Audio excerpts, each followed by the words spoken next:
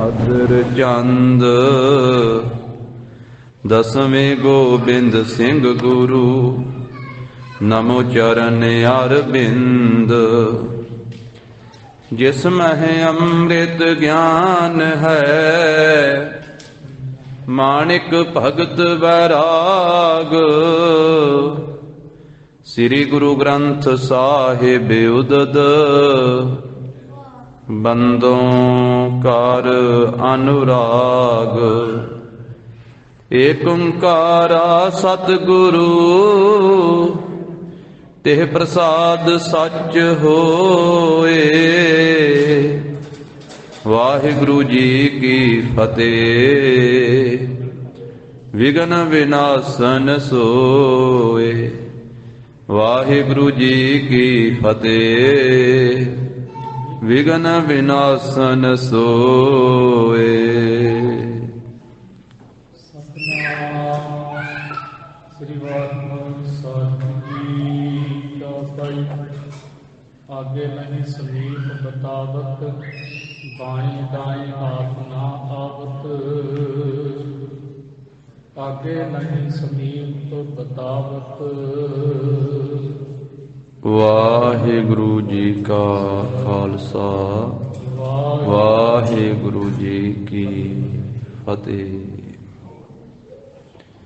ਦਸਾਂ ਪਾਤਸ਼ਾਹੀਆਂ ਦੀ ਜੋਤ ਜਾਹਰ ਜਹੂਰ ਹਾਜ਼ਰ ਹਜੂਰ ਸਰਬ ਕਲਾ ਭਰਪੂਰ। ਧੰਨ ਸ੍ਰੀ ਗੁਰੂ ਗ੍ਰੰਥ ਸਾਹਿਬ ਜੀ ਮਹਾਰਾਜ। ਸਤਿਗੁਰਾਂ ਦੀ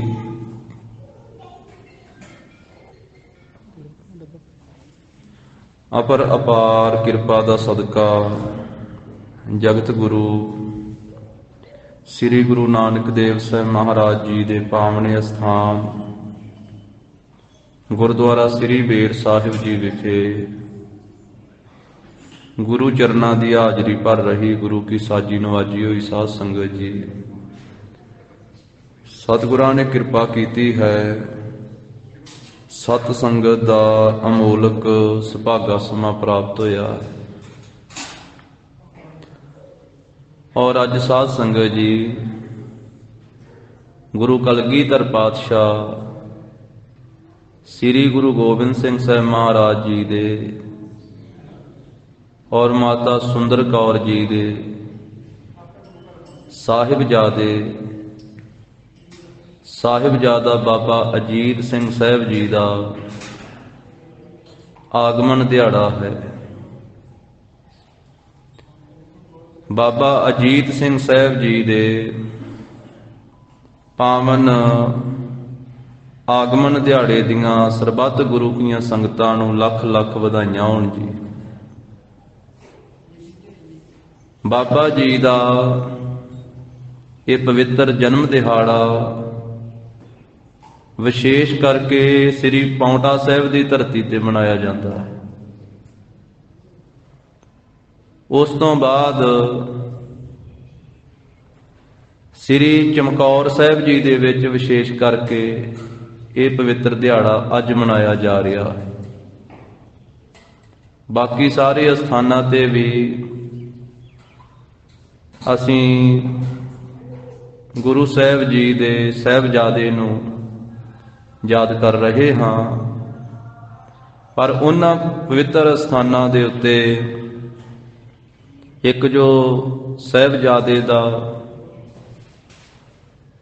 ਉਹ ਜਨਮ ਸਥਾਨ ਹੈ ਸ੍ਰੀ ਪਾਉਂਟਾ ਸਾਹਿਬ, ਉੱਥੇ ਫਿਰ ਸ੍ਰੀ ਅਨੰਦਪੁਰ ਸਾਹਿਬ ਜਿੱਥੇ ਖੇਡੇ ਤੇ ਵੱਡੇ ਹੋਏ, ਉਸ ਥਾਂ ਤੇ ਫਿਰ ਜਿੱਥੇ ਸ਼ਹਾਦਤ ਪ੍ਰਾਪਤ ਕੀਤੀ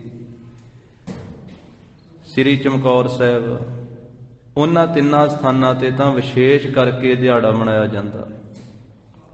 ਭਾਈ ਸਾਹਿਬ ਭਾਈ ਕਾਹਨ ਸਿੰਘ ਨਾਭਾ ਜੀ ਨੇ ਲਿਖਿਆ ਹੈ ਕਿ 1743 ਦੇ ਵਿੱਚ ਬਿਕਰਮੀ ਸੰਮਤ 1743 ਨੂੰ ਸਾਹਿਬਜ਼ਾਦੇ ਬਾਬਾ ਅਜੀਤ ਸਿੰਘ ਸਾਹਿਬ ਜੀ ਦਾ ਜਨਮ ਹੋਇਆ। ਔਰ ਬਾਬਾ ਅਜੀਤ ਸਿੰਘ ਸਾਹਿਬ ਜੀ ਸ੍ਰੀ ਪਾਉਂਟਾ ਸਾਹਿਬ ਦੀ ਧਰਤੀ ਤੇ ਪ੍ਰਗਟ ਹੋਏ। ਸਾਧ ਸੰਗਤ ਜਦੋਂ ਰਾਜੇ ਮੇਦਨੀ ਪ੍ਰਕਾਸ਼ ਨੇ ਸ੍ਰੀ ਗੁਰੂ ਗੋਬਿੰਦ ਸਿੰਘ ਮਹਾਰਾਜ ਸਾਹਿਬ ਜੀ ਨੂੰ ਬੇਨਤੀ ਕੀਤੀ ਸੀ ਇੱਕ ਚਿੱਠੀ ਲਿਖ ਕਰਕੇ ਕਿ ਸਤਿਗੁਰੂ ਗਰੀਬ ਨਵਾਜ ਸਾਹਿਬ ਜੀ ਆਪ ਕਿਰਪਾ ਕਰੋ ਤੇ ਮੇਰੇ ਇਲਾਕੇ ਵਿੱਚ ਚਰਨ ਪਾਓ। ਫਿਰ ਉਸ ਦੀ ਬੇਨਤੀ ਮੰਨ ਕਰਕੇ ਗੁਰੂ ਸਾਹਿਬ ਜੀ ਅਨੰਦਪੁਰ ਸਾਹਿਬ ਤੋਂ ਸਿੱਖਾਂ ਸੇਵਕਾਂ ਸਮੇਤ ਪਰਿਵਾਰ ਦੇ ਸਮੇਤ ਮਹਾਰਾਜ ਸਾਹਿਬ ਜੀ ਉਸੇ ਇਲਾਕੇ ਵਿੱਚ ਗਏ ਸਨ। ਸਭ ਤੋਂ ਪਹਿਲਾਂ ਗੁਰੂ ਸਾਹਿਬ ਜੀ ਨਾਹਨ ਗਏ ਸੀ। ਨਾਹਨ ਸ਼ਹਿਰ ਬੜੀ ਉੱਚੀ ਪਹਾੜੀ ਤੇ ਵਸਦਾ ਹੈ ਔਰ ਉੱਥੇ ਮਹਾਰਾਜ ਸਾਹਿਬ ਜੀ ਪਹੁੰਚੇ ਤੇ ਕੁਝ ਮਹੀਨੇ ਉੱਥੇ ਰਹੇ ਸਨ ਸਾਧ ਸੰਗਤ ਜੀ। ਉੱਥੇ ਗੁਰੂ ਸਾਹਿਬ ਜੀ ਦਾ ਸਥਾਨ ਬਣਿਆ ਹੋਇਆ ਗੁਰਦੁਆਰਾ ਸਾਹਿਬ, ਸੜਕ ਦੇ ਉੱਤੇ ਹੀ, ਉੱਤੇ ਉੱਚੀ ਪਹਾੜੀ ਦੇ ਉੱਤੇ, ਤੇ ਖੂਹੀ ਹੈ ਮਹਾਰਾਜ ਦੇ ਦਰਬਾਰ ਦੇ ਬਾਰ-ਬਾਰ। ਪਰ ਇੱਕ ਕਾਰਨ ਹੈ, ਸਦੀਆਂ ਬੀਤ ਗਈਆਂ, ਮਹਾਰਾਜ ਦਾ ਸਥਾਨ ਤਾਂ ਉਸ ਸਥਾਨ ਤੇ ਹੈ ਜਿੱਥੇ 7-8 ਮਹੀਨੇ ਮਹਾਰਾਜ ਠਹਿਰੇ ਸਨ, ਪਰ ਉੱਥੇ ਸੰਗਤ ਦੇ ਰਹਿਣ ਵਾਸਤੇ ਰਿਹਾਇਸ਼ ਨਹੀਂ ਹੈ। ਨਾਹਨ ਸੰਗਤ ਜਿਹੜੀ ਜਾਂਦੀ ਹੁਣ ਤੀਕ ਨਹੀਂ, ਹੁਣ ਅੱਗੇ ਉੱਥੇ ਮਕਾਨ ਬਣ ਰਹੇ ਆ, ਇਮਾਰਤਾਂ ਬਣ ਰਹੀਆਂ ਸੰਗਤ ਦੀ ਰਿਹਾਇਸ਼ ਵਾਸਤੇ, ਪਰ ਹੁਣ ਤੋਂ ਪਹਿਲਾਂ ਨਹੀਂ ਸੀ ਉੱਥੇ। ਉੱਥੇ ਸਤਿਗੁਰੂ ਸਾਹਿਬ ਜੀ ਠਹਿਰੇ ਕੁਝ ਮਹੀਨੇ। ਉੱਥੋਂ ਫਿਰ ਰਾਜੇ ਮੇਦਨੀ ਪ੍ਰਕਾਸ਼ ਨੇ ਇਹ ਬੇਨਤੀ ਕੀਤੀ ਕਿ ਮਹਾਰਾਜ ਸਾਹਿਬ ਜੀ ਆਪ ਮੇਰਾ ਇਲਾਕਾ ਵੇਖੋ ਸਾਰਾ ਵਿਚਰ ਕਰਕੇ, ਤੇ ਜਿੱਥੇ ਤੁਹਾਨੂੰ ਮਹਾਰਾਜ ਸਾਹਿਬ ਜੀ ਜਿਹੜਾ ਇਲਾਕਾ ਵਧੀਆ ਲੱਗੇ, ਚੰਗਾ ਲੱਗੇ, ਉੱਥੋਂ ਤੁਸੀਂ ਆਪਣਾ ਨਗਰ ਵਸਾਓ ਤੇ ਆਪਣੀ ਰਿਹਾਇਸ਼ ਰੱਖੋ, ਇੱਥੇ ਰਹੋ ਤੁਸੀਂ। ਫਿਰ ਮਹਾਰਾਜ ਨਾਹਨ ਤੋਂ ਚੱਲਦੇ ਹੋਏ ਸਾਧ ਸੰਗਤ ਜੀ ਗਰੀਬ ਨਵਾਜ ਸਾਹਿਬ ਜੀ ਜਮਨਾ ਨਦੀ ਦੇ ਕੰਢੇ ਤੇ ਵਿਚਰੇ, ਹੋਰ ਇਲਾਕੇ ਸਾਰੇ ਉੱਥੇ ਵਿਚਰੇ, ਕਿਉਂਕਿ ਜਿਹੜਾ ਫਤਿਹ ਸ਼ਾਹ ਰਾਜਾ ਸੀ ਨਾ ਗੜ੍ਹਵਾਲ ਦਾ, ਇਹ ਕਸ਼ਮੀਰ ਦਾ, ਇਹ ਫਤਿਹ ਸ਼ਾਹ ਰਾਜਾ ਇਹ ਮੇਦਨੀ ਪ੍ਰਕਾਸ਼ ਦੇ ਨਾਲ ਈਰਖਾ ਰੱਖਦਾ ਸੀ, ਇਹਦੀ ਹੱਦ ਲੱਗਦੀ ਸੀ ਰਾਜੇ ਮੇਦਨੀ ਪ੍ਰਕਾਸ਼ ਦੇ ਨਾਲ। ਤੇ ਉਹ ਚਾਹੁੰਦਾ ਸੀ ਕਿ ਗੁਰੂ ਗੋਬਿੰਦ ਸਿੰਘ ਮਹਾਰਾਜ ਸਾਹਿਬ ਜੀ ਮੇਰੇ ਰਾਜ ਵਿੱਚ ਆਉਣ, ਰਾਜਾ ਮੇਦਨੀ ਪ੍ਰਕਾਸ਼, ਵੀ ਇੱਥੇ ਸਤਿਗੁਰੂ ਜੀ ਆਪਣਾ ਨਗਰ ਵਸਾ ਕੇ ਰਹਿਣ ਤੇ ਇਹਨਾਂ ਦੇ ਇੱਥੇ ਰਹਿਣ ਕਰਕੇ ਮੈਨੂੰ ਮਦਦ ਮਿਲੇਗੀ, ਮੇਰੀ ਸਹਾਇਤਾ ਹੋਵੇਗੀ ਫਤਿਹ ਸ਼ਾਹ ਵੱਲੋਂ। ਕਿਉਂਕਿ ਬਾਬਾ ਰਾਮ ਰਾਏ,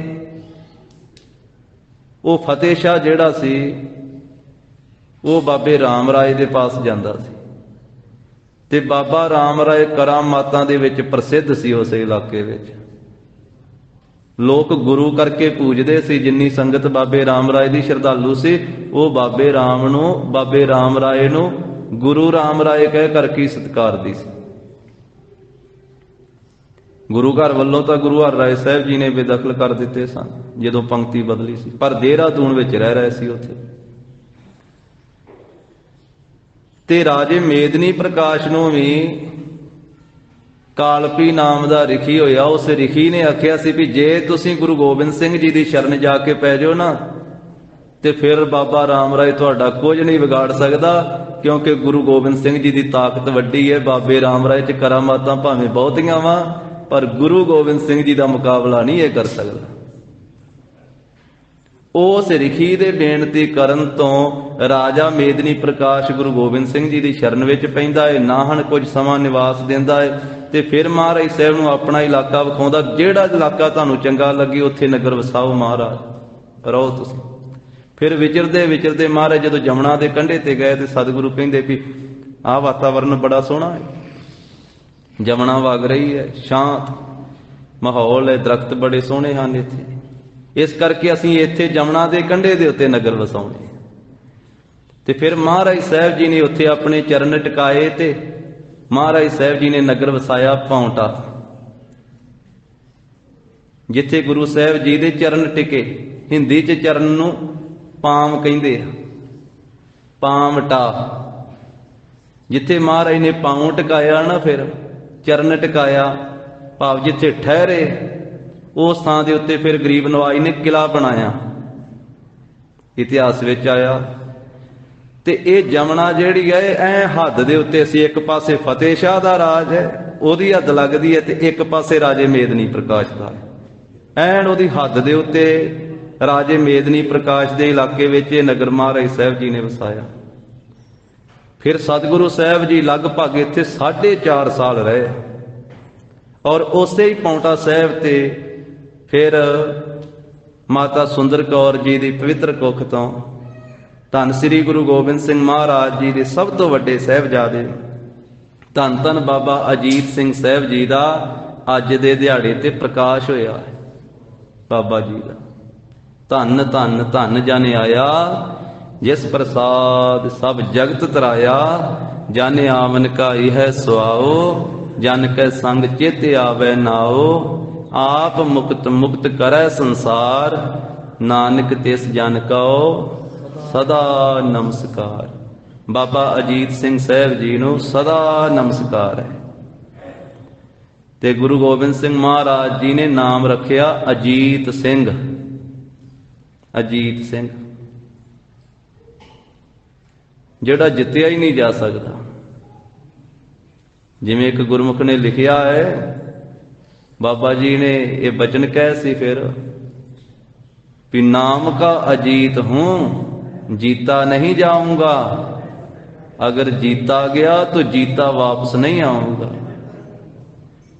धन श्री गुरु गोबिंद सिंह महाराज जी दे वड्डे साहिबजादे जो माता सुंदर कौर जी की पवित्र कुख तो प्रगट होए। ते भी याद रखने वाली गल है साध संगत जी कि माता सुंदर कौर जी दे इक्को ही साहिबजादे सन बाबा अजीत सिंह जी। बाकी तिन्ने साहिबजादे माता अजीत कौर जी की कुख तो पवित्र कुख तो प्रगट होए। बाबा जुझार सिंह जी, बाबा जोरावर सिंह जी ते बाबा फतेह सिंह साहिब जी। ते माता साहिब कौर जी ने बेनती की सी कि महाराज मेरा भी नाम संसार ते रवे, मेरी भी संतान होनी चाहिए है। ते गुरु साहब जी ने आनंदपुर साहिब की धरती ते माता जी खालसे की साजना तो 1 साल बाद विच आए सी गुरु गोबिंद सिंह जी की शरण विच। माता साहिब कौर 1699 30 मार्च नूं उदों विसाखी आई सी 1756 बिक्रमी संमत, जदों कलगीधर पातशाह ने अमृत छकाया। जो पतासे पाउण की सेवा है माता अजीत कौर जी ने की सी। ते उदों 1 साल बाद गुरु साहिब जी दे नाल आनंद कारज होया सी माता साहिब कौर जी दा। ते महाराज ने बचन कीता सी साडे 4 साहिबजादे प्रगट हो गए आ माता जी दे माता पिता नूं भी हुण असीं आनंद कारज नहीं करना, असीं ब्रह्मचार्य धारण कीता होया। पर माता पिता ने बेनती की सी कि असीं तां इह छोटी उम्र विच ही बच्ची दी अरदास कीती सी संगत विच भी गुरु तेग बहादुर साहिब महाराज दे साहिबजादे दे नाल इन्हां दा आनंद कारज करना। साडे इलाके विच रोहतास दे विच तां सारी संगत इस नूं बचपन विच ही साहिब देवी कह के बुलाउंदी, उत्थों ही नाम प्रसिद्ध होया सी माता साहिब देवा। वो इलाके दी सारी संगत पहलां ही माता साहिब देवा कहण लग पई। फिर अमृत छक के नाम साहिब कौर होया। मारे कहंदे आनंद कारज साडे नाल हो जावेगा पर असीं ब्रह्मचार्य धारण कीता होया।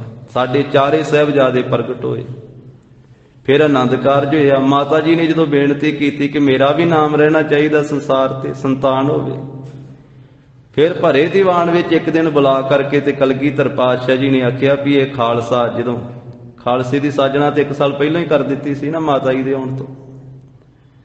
फिर गरीब नवाज साहब ने बचन किए भी ये खालसा तुहाडा पुत्र है, असीं खालसा तुहाडी झोली विच पाउणे आ। साहिब कौर तुसीं खालसे दी माता होए हो ते असीं खालसे दे पिता। अज तो बाद जदों भी खंडे बाटे दा अमृत छकाया जावेगा ते सिखां नूं इह दृढ़ कराया जावेगा भी तुहाडे पिता श्री गुरु गोबिंद सिंह जी ते माता माता साहिब कौर जी। तो गरीब नवाज साहब जी ने ਇਹ ਸਾਧ ਸੰਗਤ ਜੀ ਸਾਡੇ ਤੇ ਬਖਸ਼ਿਸ਼ਾਂ ਕੀਤੀਆਂ। ਜਿੱਥੇ ਅੱਜ ਬਾਬਾ ਜੀ ਦਾ ਪ੍ਰਕਾਸ਼ ਦਿਹਾੜਾ ਹੈ, ਉੱਥੇ ਸਾਨੂੰ ਮਹਾਰਾਜ ਸਾਹਿਬ ਜੀ ਨੇ ਸਿੱਖਿਆ ਵੀ ਦਿੱਤੀ ਹੈ। ਆਪਣੇ ਘਰ ਵਿੱਚੋਂ ਹੀ ਆਪ ਸਾਰੀ ਮਰਿਆਦਾ ਕਾਇਮ ਕਰਕੇ ਵੀ ਬੱਚੇ ਦਾ ਬੱਚੀ ਦਾ ਜਨਮ ਹੋਵੇ ਤੇ ਉਹਦਾ ਜਨਮ ਸੰਸਕਾਰ ਕੀਤਾ ਜਾਵੇ। ਜੋ ਗੁਰਸਿੱਖ ਪਤੀ ਪਤਨੀ ਮਾਈ ਭਾਈ ਹਨ, ਉਹਨਾਂ ਨੂੰ ਆਪਣੇ ਵਿਆਹ ਤੋਂ ਪਹਿਲਾਂ, ਆਨੰਦ ਕਾਰਜ ਤੋਂ ਪਹਿਲਾਂ ਆਪਣੇ ਘਰ ਦੀ ਗੁਰਮਤਿ ਦੀ ਮਰਿਆਦਾ ਜ਼ਰੂਰ ਪੜ੍ਹਨੀ ਚਾਹੀਦੀ ਹੈ। ਜਨਮ ਸੰਸਕਾਰ ਪੜ੍ਹਨਾ ਚਾਹੀਦਾ। ਜਨਮ ਸੰਸਕਾਰ ਕਿ ਬੱਚੇ ਬੱਚੀ ਦਾ ਜਨਮ ਸੰਸਕਾਰ ਕਿਵੇਂ ਕਰਨਾ ਹੈ, ਉਹ ਮਾਤਾ ਪਿਤਾ ਨੂੰ ਪਤਾ ਹੋਵੇ। ਇਸ ਕਰਕੇ ਜਨਮ ਸੰਸਕਾਰ ਮੌਕੇ ਸਭ ਤੋਂ ਪਹਿਲਾਂ ਬੱਚਾ ਜਾਂ ਬੱਚੀ ਹੈ, ਜਦੋਂ ਉਹਦਾ ਜਨਮ ਹੋਵੇ ਤੇ ਉਹਦੇ ਕੰਨਾਂ ਦੇ ਵਿੱਚ ਗੁਰਮੰਤਰ ਪੈਣਾ ਚਾਹੀਦਾ ਹੈ। ਉਸ ਵੇਲੇ ਕੋਈ ਸਿਆਣੀ ਦਾਨੀ ਪ੍ਰਧਾਨੀ ਦਾਈ ਜਾਂ ਜੋ ਵੀ ਸੇਵਾ ਦੇ ਵਿੱਚ ਹਾਜ਼ਰ ਹੈ, ਉਸ ਨੂੰ ਚਾਹੀਦਾ ਹੈ ਬੱਚੇ ਦੇ ਕੰਨਾਂ ਦੇ ਵਿੱਚ ਉਸੇ ਵੇਲੇ ਵਾਹਿਗੁਰੂ ਵਾਹਿਗੁਰੂ ਵਾਹਿਗੁਰੂ ਦੀ ਆਵਾਜ਼ ਪਾਈ ਜਾਵੇ। ਸਿੱਧਾ ਨੇ ਸਵਾਲ ਕੀਤਾ ਸੀ ਸਤਿਗੁਰੂ ਨਾਨਕ ਦੇਵ ਸਾਹਿਬ ਮਹਾਰਾਜ ਜੀ ਨੂੰ ਕਿ ਗੁਰਮੰਤਰ ਲੈਣ ਦਾ ਕਿਹੜਾ ਸਮਾਂ ਹੈ। ਜਿਵੇਂ ਸੰਸਾਰ ਸਾਰਾ ਹੀ ਸਵਾਲ ਕਰਦਾ ਹੈ ਵੀ ਨਾਮ ਕਿਹੜੇ ਵੇਲੇ ਜਪਣਾ ਚਾਹੀਦਾ ਜੀ, ਬਾਣੀ ਕਿਹੜੇ ਵੇਲੇ ਪੜ੍ਹਨੀ ਚਾਹੀਦੀ ਹੈ। ਮਹਾਰਾਜ ਨੇ ਤਾਂ ਆਖਿਆ ਵੀ ਉਠਤ ਬੈਠਤ ਸੋਵਤ ਨਾਮ ਕਹੋ ਨਾਨਕ ਜਨ ਕੈ ਸਦਕਾ। ਪਰ ਗਰੀਬ ਨਵਾਜ ਨੇ ਆਖਿਆ ਵੀ ਨਾਮ ਲੈਣ ਦਾ ਉਹ ਵੇਲਾ ਜਿਸ ਵੇਲੇ ਜਨਮ ਹੋਵੇ ਤੇ ਪਹਿਲਾ ਹੀ ਸਾਹ ਆਵੇ। ਪਵਨ ਆਰੰਭ ਸਤਿਗੁਰ ਮਤ ਵੇਲਾ। ਜਦੋਂ ਸਵਾਸ ਆਰੰਭ ਹੋ ਜਾਵੇ ਤੇ ਉਹੀ ਵੇਲਾ ਹੈ ਗੁਰੂ ਦੀ ਮੱਤ ਲੈਣ ਦਾ। ਪਹਿਲੇ ਸਾਹ ਦੇ ਨਾਲ ਹੀ ਕੰਨਾਂ ਦੇ ਵਿੱਚ ਗੁਰਮੰਤਰ ਦੀ ਆਵਾਜ਼ ਪਵੇ, ਮੂਲ ਮੰਤਰ ਦੀ ਆਵਾਜ਼ ਪਵੇ ਤੇ ਫਿਰ ਬੱਚੇ ਨੂੰ ਅੰਮ੍ਰਿਤ ਦੀ ਗੁੜਤੀ ਦਿੱਤੀ ਜਾਵੇ। ਗੁੜਤੀ ਦੇਣ ਦੀ ਮਰਿਆਦਾ ਹੈ ਨਾ, ਉਹ ਕਿਸੇ ਦਾ ਝੂਠਾ ਨਹੀਂ ਉਸ ਵੇਲੇ ਖਵਾਉਣਾ ਚਾਹੀਦਾ। ਉਸ ਵੇਲੇ ਅੰਮ੍ਰਿਤਧਾਰੀ ਸਿੰਘ ਜੇ ਘਰ ਵਿੱਚ ਹੈ ਕੋਈ ਬਾਣੀ ਪੜ੍ਹਨ ਵਾਲਾ ਤੇ ਫਿਰ ਉਹ ਸਰਬਲੋਹ ਦਾ ਬਾਟਾ ਲਵੇ, ਸਰਬਲੋਹ ਦੀ ਕਿਰਪਾਨ ਲਵੇ। ਸਰਬਲੋਹ ਦੀ ਮਹਾਨਤਾ ਹੈ ਗੁਰੂ ਘਰ ਦੇ ਵਿੱਚ। ਖੰਡੇ ਬਾਟੇ ਦਾ ਅੰਮ੍ਰਿਤ ਤਿਆਰ ਹੁੰਦਾ ਤੇ ਸਰਬਲੋਹ ਦਾ ਬਾਟਾ ਹੀ ਹੁੰਦਾ ਵਾ, ਸਟੀਲ ਦਾ ਨਹੀਂ ਉਹ ਵਰਤ ਸਕਦੇ ਅਸੀਂ। ਸਰਬਲੋਹ ਦਾ ਹੀ ਖੰਡਾ ਹੁੰਦਾ ਜਦੋਂ ਅੰਮ੍ਰਿਤ ਤਿਆਰ ਹੁੰਦਾ। ਇਸ ਕਰਕੇ ਜਦੋਂ ਕਿਰਪਾਨ ਕੜਾਹ ਪ੍ਰਸ਼ਾਦ ਨੂੰ ਵੀ ਭੇਟ ਕਰਨੀ, ਉਹ ਵੀ ਸਰਬਲੋਹ ਦੀ ਚਾਹੀਦੀ ਹੈ। ਮਰਿਆਦਾ ਹੈ, ਗੁਰੂ ਗੋਬਿੰਦ ਸਿੰਘ ਮਹਾਰਾਜ ਨੇ ਸਾਨੂੰ ਮਰਿਆਦਾ ਦਿੱਤੀ। ਤਾਂ ਉਹ ਸਰਬਲੋਹ ਦਾ ਬਾਟਾ ਹੋਵੇ, ਸਰਬਲੋਹ ਦੀ ਕਿਰਪਾਨ ਹੋਵੇ ਤੇ ਅੰਮ੍ਰਿਤਧਾਰੀ ਸਿੰਘ ਜਪਜੀ ਸਾਹਿਬ ਦਾ ਪਾਠ ਕਰੇ, ਆਨੰਦ ਸਾਹਿਬ ਦਾ ਪਾਠ ਕਰੇ ਤੇ ਜਲ ਪਾ ਕੇ ਸਵਾਇਆ ਕਿ 5 ਪਤਾਸੇ ਛੋਟੇ ਪਾ ਲਵੇ ਤੇ ਉਹ ਖੋਰ ਕਰਕੇ ਕਿਰਪਾਨ ਫੇਰ ਕਰਕੇ ਇਹ ਬਾਣੀ ਪੜ੍ਹ ਕੇ ਫਿਰ 5 ਬੂੰਦਾਂ ਉਹ ਬੱਚੇ ਦੇ ਮੁਖ ਵਿੱਚ ਪਾਈਆਂ ਜਾਣ। ਬਾਕੀ ਜਿਹੜਾ ਅੰਮ੍ਰਿਤ ਹੈ ਉਹ ਉਹਦੀ ਮਾਤਾ ਨੂੰ ਛਕਾ ਦਿੱਤਾ ਜਾਵੇ। ਤਾਂ ਇਹ ਜਨਮ ਸੰਸਕਾਰ ਫਿਰ ਹੋਰ ਵੀ ਉਹ ਤਾਂ ਸਾਰਾ ਆਪਾਂ ਪੜ੍ਹ ਸਕਦੇ ਹਾਂ, 5 ਸੰਸਕਾਰ ਰਹਿਤ ਮਰਿਆਦਾ ਵਿੱਚ ਲਿਖੇ ਹੋਏ ਹਨ। ਫਿਰ ਬਾਣੀ ਦਾ ਪਾਠ ਸੁਣਾਇਆ ਜਾਵੇ। ਜੇ ਆਪ ਕੋਈ ਘਰ ਵਿੱਚ ਸ੍ਰੀ ਸਹਿਜ ਪਾਠ ਕਰਨ ਵਾਲਾ ਹੈ ਮਾਈ ਭਾਈ, ਤਾਂ ਸਹਿਜ ਪਾਠ ਕਰਕੇ ਮਾਤਾ ਵੀ ਸੁਣੇ, ਪਿਤਾ ਵੀ ਸੁਣ ਲਵੇ, ਬੱਚੇ ਨੂੰ ਸਾਰਾ ਸੁਣਾਇਆ ਜਾਵੇ। ਗੁਰੂ ਘਰੇ ਲਿਆ ਕੇ ਕੜਾਹ ਪ੍ਰਸ਼ਾਦ ਦੀ ਦੇਗ ਤਿਆਰ ਕਰਕੇ ਅਰਦਾਸ ਬੇਨਤੀ ਕਰਕੇ ਸ੍ਰੀ ਮੁਖ ਵਾਕ ਲਿਆ ਜਾਵੇ ਵੀ ਮਹਾਰਾਜ ਆਪ ਜੀ ਨੇ ਕਿਰਪਾ ਕੀਤੀ ਆ, ਇਹ ਬੱਚੇ ਦੀ ਬਖਸ਼ਿਸ਼ ਕੀਤੀ ਆ ਤੇ ਹੁਣ ਨਾਮ ਰੱਖੋ, ਆਗਿਆ ਬਖਸ਼ਿਸ਼ ਕਰੋ। ਸ੍ਰੀ ਮੁਖ ਵਾਕ ਦੇ ਪਹਿਲੇ ਅੱਖਰ ਤੋਂ ਨਾਮ ਰੱਖਿਆ ਜਾਵੇ। ਭਜੰਗੀ ਹੈ ਤੇ ਉਹਦੇ ਨਾਮ ਦੇ ਨਾਲ ਸਿੰਘ ਜ਼ਰੂਰ ਲਾਇਆ ਜਾਵੇ। ਤੇ ਬੱਚੀ ਹੈ ਤਾਂ ਫਿਰ ਉਹਦੇ ਨਾਮ ਦੇ ਨਾਲ ਕੌਰ ਜ਼ਰੂਰ ਲਾਇਆ ਜਾਵੇ। ਤਾਂ ਇਹ ਸਾਧ ਸੰਗਤ ਜੀ ਸਾਨੂੰ ਮਹਾਰਾਜ ਸਾਹਿਬ ਜੀ ਨੇ ਮਰਿਆਦਾਵਾਂ ਦਿੱਤੀਆਂ ਹਨ, ਮਰਿਆਦਾ ਦਿੱਤੀ ਹੈ, ਸਿੱਖਿਆ ਦਿੱਤੀ ਹੈ, ਸੰਸਕਾਰ ਦਿੱਤੇ ਹਨ। ਪਰ ਉਹਨਾਂ ਨੂੰ ਪੜ੍ਹਨਾ, ਉਹਨਾਂ ਨੂੰ ਸੁਣਨਾ, ਉਹਨਾਂ ਨੂੰ ਆਪਣੇ ਪਰਿਵਾਰ ਵਿੱਚ ਲਾਗੂ ਕਰਨਾ, ਇਹ ਤਾਂ ਸਾਡਾ ਫਰਜ਼ ਹੈ ਨਾ। ਤੋ ਗਰੀਬ ਨਵਾਜ ਸੱਚੇ ਪਾਤਸ਼ਾਹ ਜੀ ਕਿਰਪਾ ਕਰਨ। ਔਰ ਦੂਸਰੀ ਬੇਨਤੀ ਇਹ ਵੀ, ਜਿੱਥੇ ਅੱਜ ਬਾਬਾ ਸਾਹਿਬਜ਼ਾਦਾ ਅਜੀਤ ਸਿੰਘ ਜੀ ਦਾ ਪ੍ਰਕਾਸ਼ ਦਿਹਾੜਾ ਏ। ਇੱਕ ਆਪਾਂ ਕਈ ਵਾਰੀ ਸੁਭਾਵਿਕ ਗਲਤੀ ਕਰਦੇ ਹਾਂ, ਕਿਸੇ ਰਿਸ਼ਤੇਦਾਰ ਨੂੰ, ਕਿਸੇ ਸੱਜਣ ਮਿੱਤਰ ਨੂੰ ਮਿਲਦੇ ਆ, ਪੁੱਛਦੇ ਆ ਕਿ ਤੁਹਾਡੇ ਕਿੰਨੇ ਸਾਹਿਬਜ਼ਾਦੇ ਹਨ। ਇਹ ਨਹੀਂ ਕਹਿਣਾ ਚਾਹੀਦਾ, ਕਿਉਂਕਿ ਸਾਹਿਬ ਦਾ ਅਰਥ ਹੈ ਮਾਲਕ, ਤੇ ਸਾਹਿਬਜ਼ਾਦੇ ਅੱਖਰ ਸਿਰਫ ਗੁਰੂ ਸਾਹਿਬ ਜੀ ਦੇ ਪੁੱਤਰਾਂ ਵਾਸਤੇ ਹੀ ਵਰਤਿਆ ਜਾ ਸਕਦਾ ਹੈ। ਸਾਡੇ ਸਾਹਿਬਜ਼ਾਦੇ ਨਹੀਂ ਹਨ। ਸਾਹਿਬਜ਼ਾਦੇ ਗੁਰੂ ਨਾਨਕ ਸਾਹਿਬ ਮਹਾਰਾਜ ਜੀ ਦੇ ਸਾਹਿਬਜ਼ਾਦੇ, ਗੁਰੂ ਅੰਗਦ ਦੇਵ ਸਾਹਿਬ ਮਹਾਰਾਜ ਦੇ ਪੁੱਤਰਾਂ ਨੂੰ ਆਪਾਂ ਸਾਹਿਬਜ਼ਾਦੇ ਕਹਿੰਦੇ ਆ। ਤੀਜੇ ਪਾਤਸ਼ਾਹ, ਚੌਥੇ, ਪੰਜਵੇਂ, ਛੇਵੇਂ, ਸੱਤਵੇਂ, ਅੱਠਵੇਂ ਮਹਾਰਾਜ ਨੇ ਤਾਂ ਆਨੰਦ ਕਾਰਜ ਜੀ ਨਹੀਂ ਨਾ ਕਰਾਇਆ, ਛੋਟੀ ਆਰਬਲਾ ਦੇ ਵਿੱਚ ਹੀ। ਫਿਰ 9ਵੇਂ ਪਾਤਸ਼ਾਹ ਮਹਾਰਾਜ ਸਾਹਿਬ ਜੀ ਦੇ ਤੇ 10ਵੇਂ ਪਾਤਸ਼ਾਹ ਜੀ ਦੇ। ਇਹ ਗੁਰੂ ਸਾਹਿਬਾਂ ਦੇ ਪੁੱਤਰਾਂ ਵਾਸਤੇ ਹੀ ਸਾਹਿਬਜ਼ਾਦੇ ਅੱਖਰ ਆਪਾਂ ਵਰਤਣਾ ਹੈ, ਆਪਣੇ ਬੱਚਿਆਂ ਵਾਸਤੇ ਨਹੀਂ ਵਰਤਣਾ ਹੈ। ਫਿਰ ਗੁਰੂ ਸਾਹਿਬਾਂ ਦੇ ਪੁੱਤਰਾਂ ਵਿੱਚ ਤੇ ਸਾਡੇ ਬੱਚਿਆਂ ਵਿੱਚ ਉਹ ਅੰਤਰਾ ਨਹੀਂ। ਫਿਰ ਇਸ ਕਰਕੇ ਕਈ ਵਾਰੀ ਸੁਭਾਵਿਕ ਇਸ ਤਰ੍ਹਾਂ ਕਿਹਾ ਜਾਂਦਾ ਹੈ, ਕਈ ਵਾਰੀ ਕਿ ਕਿੰਨੇ ਸਾਹਿਬਜ਼ਾਦੇ ਜੀ ਤੁਹਾਡੇ। ਨਹੀਂ, ਸਾਹਿਬਜ਼ਾਦੇ ਸਿਰਫ ਸਾਹਿਬ ਦੇ ਆ। ਜਾਦੇ ਤੋਂ ਭਾਵ ਜਿਹੜੇ ਜਿਨ੍ਹਾਂ ਨੇ ਸਾਹਿਬ ਦੇ ਘਰੇ ਜਨਮ ਲਿਆ, ਸਾਹਿਬ ਦੇ ਜਾਏ ਹੋਏ ਗੁਰੂ ਸਾਹਿਬਾਂ ਦੇ ਪੁੱਤਰ।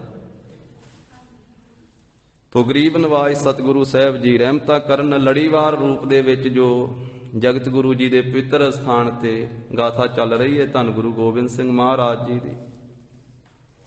ਖਦਰਾਣੇ ਦੀ ਢਾਬ ਤੇ 40 ਸਿੰਘਾਂ ਨੇ ਹਜ਼ਾਰਾਂ ਦੀ ਗਿਣਤੀ ਵਿੱਚ ਜੋ ਸਰਹੰਦ ਦੇ ਸੂਬੇ ਵਜੀਦ ਖਾਂ ਦੀ ਫੌਜ ਚੜ੍ਹ ਕੇ ਆਈ, ਉਹਦਾ ਮੁਕਾਬਲਾ ਕੀਤਾ ਤੇ ਡਟ ਕੇ ਮੁਕਾਬਲਾ ਕੀਤਾ। ਹਜ਼ਾਰਾਂ ਨੂੰ ਮੌਤ ਦੇ ਘਾਟ ਉਤਾਰ ਦਿੱਤਾ ਤੇ ਸਿੰਘਾਂ ਨੇ ਸ਼ਹਾਦਤਾਂ ਪ੍ਰਾਪਤ ਕੀਤੀਆਂ।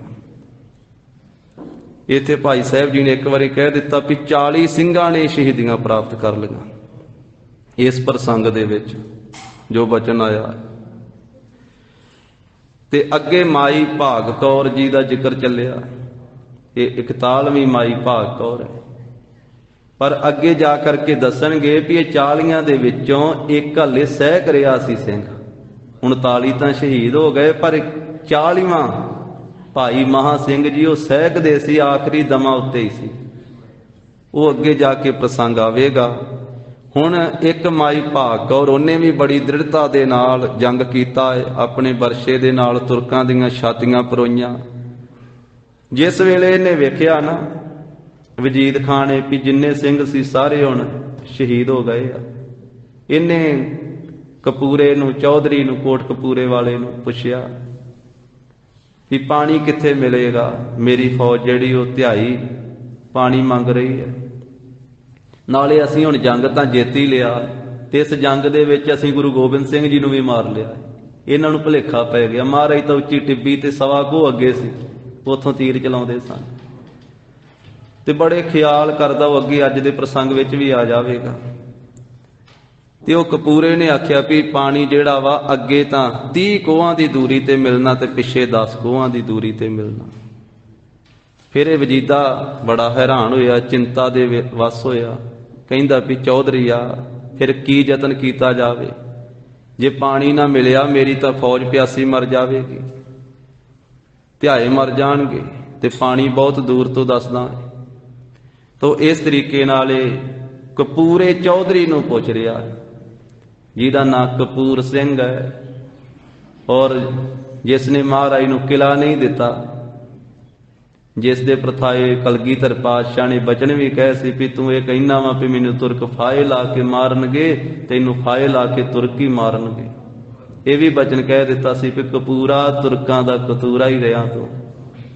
ਇਹ ਆਪਾਂ ਪਿੱਛੇ ਸਰਵਣ ਕਰਕੇ ਆਏ ਆ। ਅੱਗੇ ਧੰਨ ਸ੍ਰੀ ਗੁਰੂ ਗੋਬਿੰਦ ਸਿੰਘ ਮਹਾਰਾਜ ਜੀ ਦਾ ਧਿਆਨ ਧਰਦਿਆਂ ਆ ਭਾਵਨਾ ਨਾਲ ਸਰਵਣ ਕਰੀਏ। ਉਚਾਰਨ ਕਰੋ ਜੀ, ਸਤਿਨਾਮ ਸ੍ਰੀ ਵਾਹਿਗੁਰੂ ਸਾਹਿਬ ਜੀ।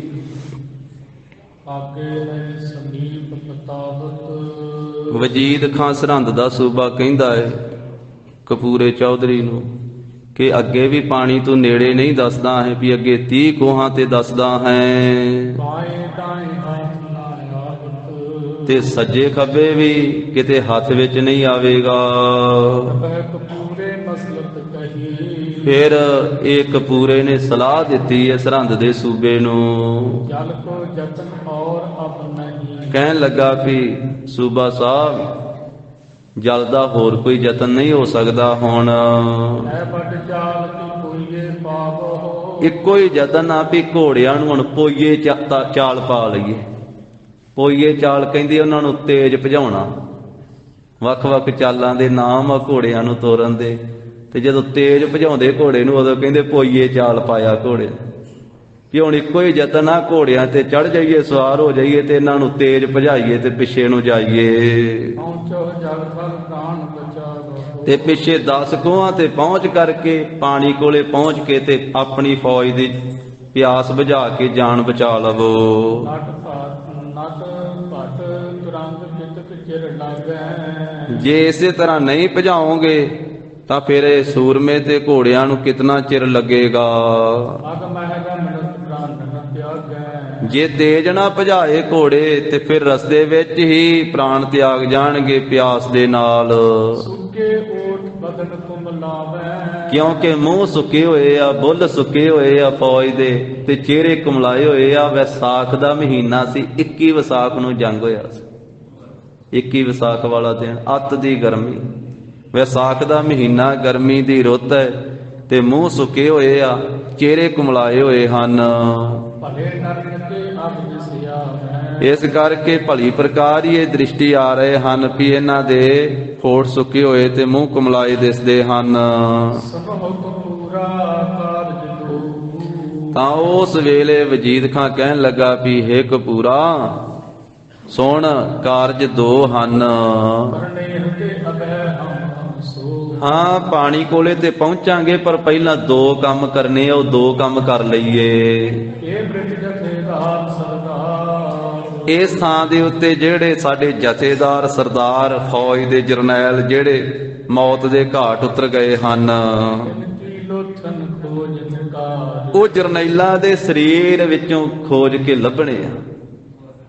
ਜਿਹੜੇ ਸਾਡੇ ਜਰਨੈਲ ਜਥੇਦਾਰ ਫੌਜ ਦੇ ਜਿਹੜੇ ਇੱਥੇ ਮਾਰੇ ਗਏ ਆ ਨਾ ਜੰਗ ਕਰਦਿਆਂ ਉਹਨਾਂ ਦੀਆਂ ਲੋਥਾਂ ਲੱਭਣੀਆਂ ਵਿੱਚੋਂ, ਕਿਉਂਕਿ ਉਹਨਾਂ ਦੇ ਸਰੀਰ ਵਾਪਸ ਲੈ ਕਰਕੇ ਜਾਣੇ ਹਨ। ਸਾਡੀ ਫੌਜ ਦੇ ਉਹ ਜਰਨੈਲ ਸਨ। ਧਰਾ ਖਣਾਏ ਤਿਨੋ ਦਫਨਾ ਬਨ। ਤੇ ਧਰਤੀ ਨੂੰ ਪਟਾ ਕਰਕੇ ਉਹਨਾਂ ਦਾ ਦਫਨ ਵੀ ਕਰਨਾ ਹੈ। ਸਕਲ ਜੇ ਮਰੇ ਨਾ ਹੋਣੇ ਉਠਾ ਬਨ। ਸਾਰੇ ਜਿੰਨੇ ਮਰੇ ਆ ਉਹ ਸਾਰੇ ਚੁੱਕ ਕੇ ਤਾਂ ਨਹੀਂ ਵਾਪਸ ਲਿਜਾ ਸਕਦੇ।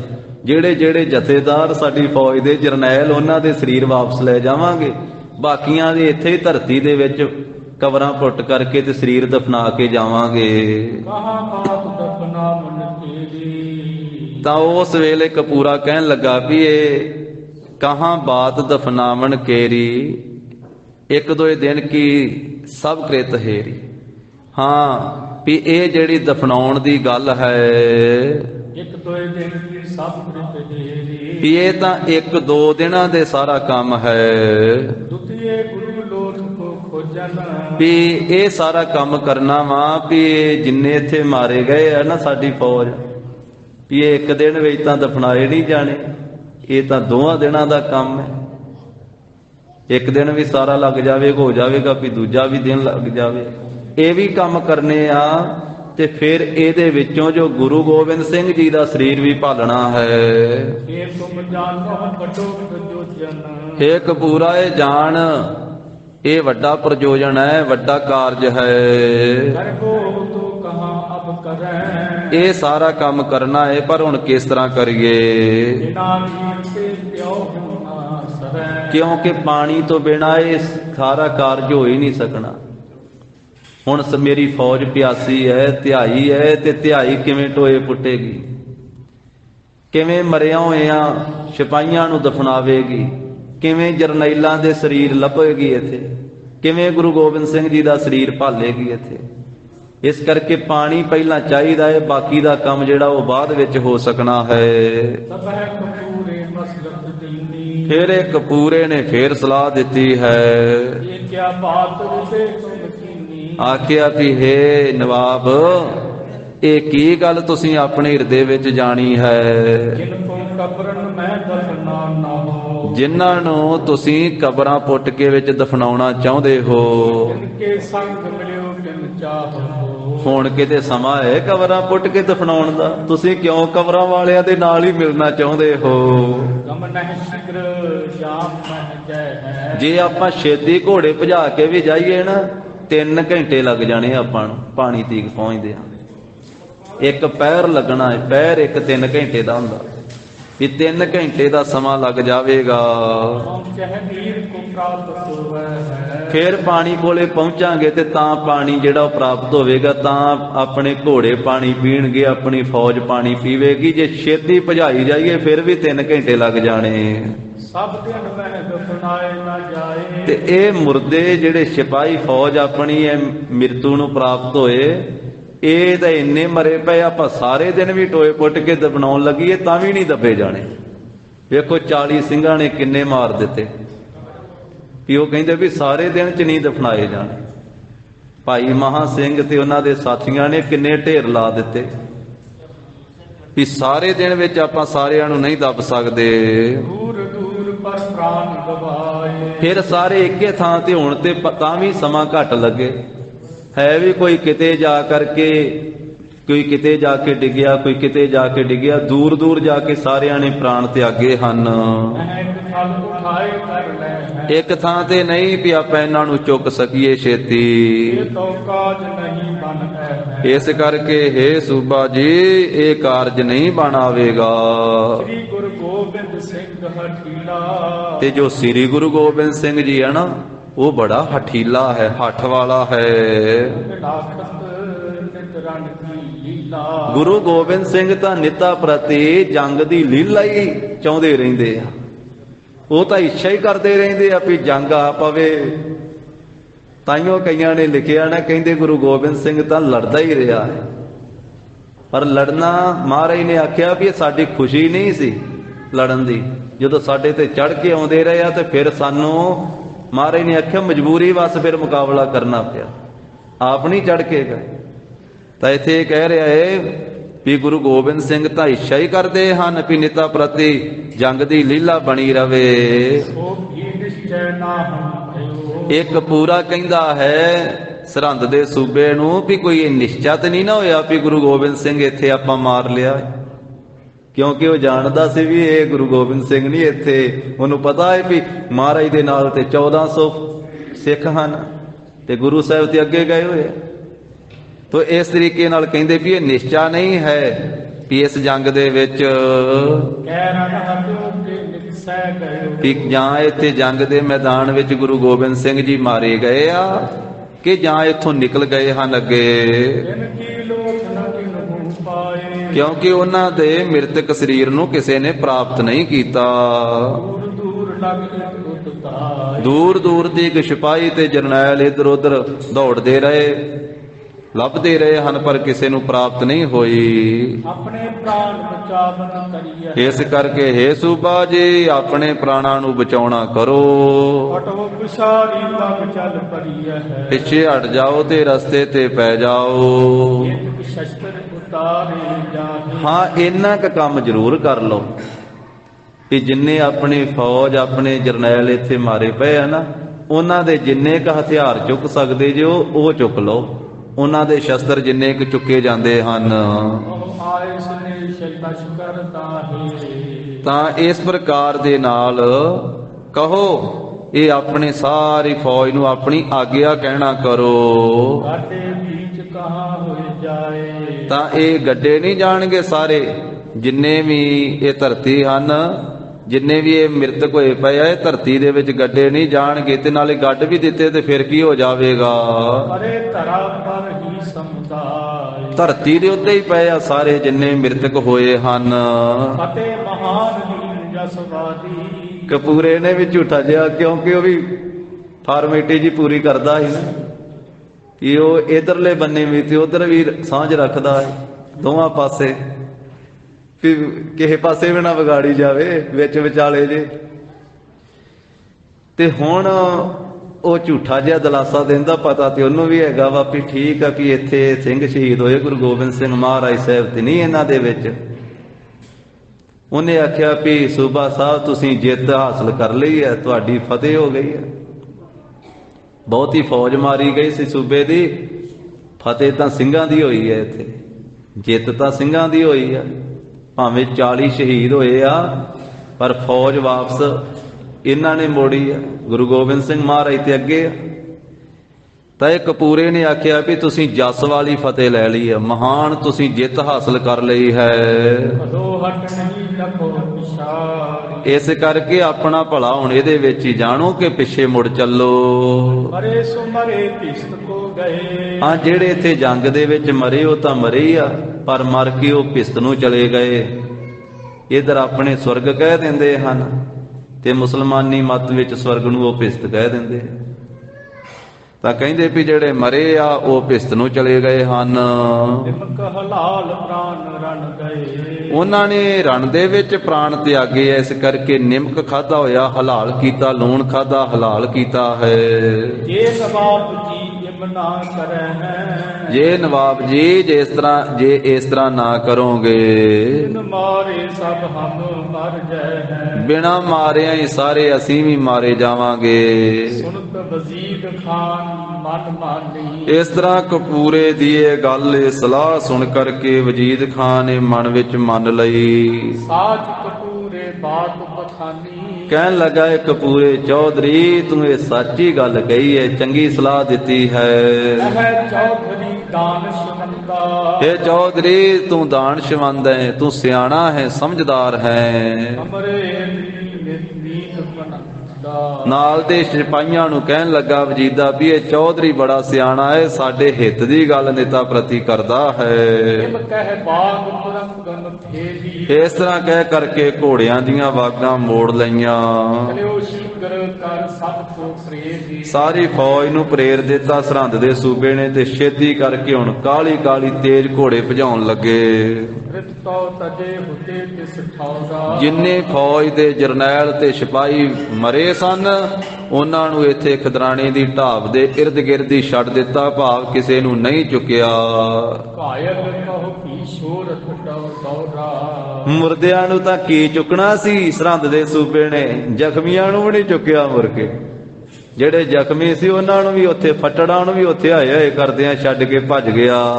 ਬਿਨ ਜਲ ਤੇ ਤਰਫਤ ਬਹੁ ਮਦੇ। ਬਿਨਾਂ ਪਾਣੀ ਤੋਂ ਕਈ ਜ਼ਖਮੀ ਉੱਥੇ ਤੜਫਦੇ ਤੜਫਦੇ ਵੀ ਬਹੁਤੇ ਮਾਰੇ ਗਏ। ਬਿਨ ਸਮਰਥ ਰਣ ਕਲ ਦੇ ਪਰੇ। ਜਿਨ੍ਹਾਂ ਵਿੱਚ ਸਮਰੱਥਾ ਨਹੀਂ ਸੀ ਉੱਠ ਕੇ ਇਧਰ ਉਧਰ ਜਾਣ ਦੀ, ਉਹ ਪਿਆਸੇ ਤੇ ਜ਼ਖਮੀ, ਖੂਨ ਜਿਨ੍ਹਾਂ ਦਾ ਵਗਿਆ ਹੋਇਆ ਸੀ, ਫੱਟ ਬਹੁਤੇ ਲੱਗੇ ਸੀ, ਉਹ ਰਣ ਦੇ ਥਲ ਵਾਲੇ ਥਾਂ ਤੇ ਪੈ ਪੈ ਮਰ ਗਏ। ਹਰ ਖਤਰ ਦੇ ਵਿਚਾਰ ਜਾਤਾ। ਤੇ ਭਜਾਈ ਜਾਂਦਾ ਘੋੜਾ ਪਿਛਾਂਹ ਨੂੰ, ਪਿੱਛੇ ਦੀ ਫੌਜ ਭੱਜੀ ਜਾਂਦੀ ਸਰਹੰਦ ਦੇ ਸੂਬੇ ਵਜੀਦ ਖਾਂ ਦੀ, ਤੇ ਜਾਂਦਾ ਹੋਇਆ ਆਪਣੇ ਹਿਰਦੇ ਵਿੱਚ ਖੁਸ਼ ਹੋਇਆ ਜਾਂਦਾ ਹੈ।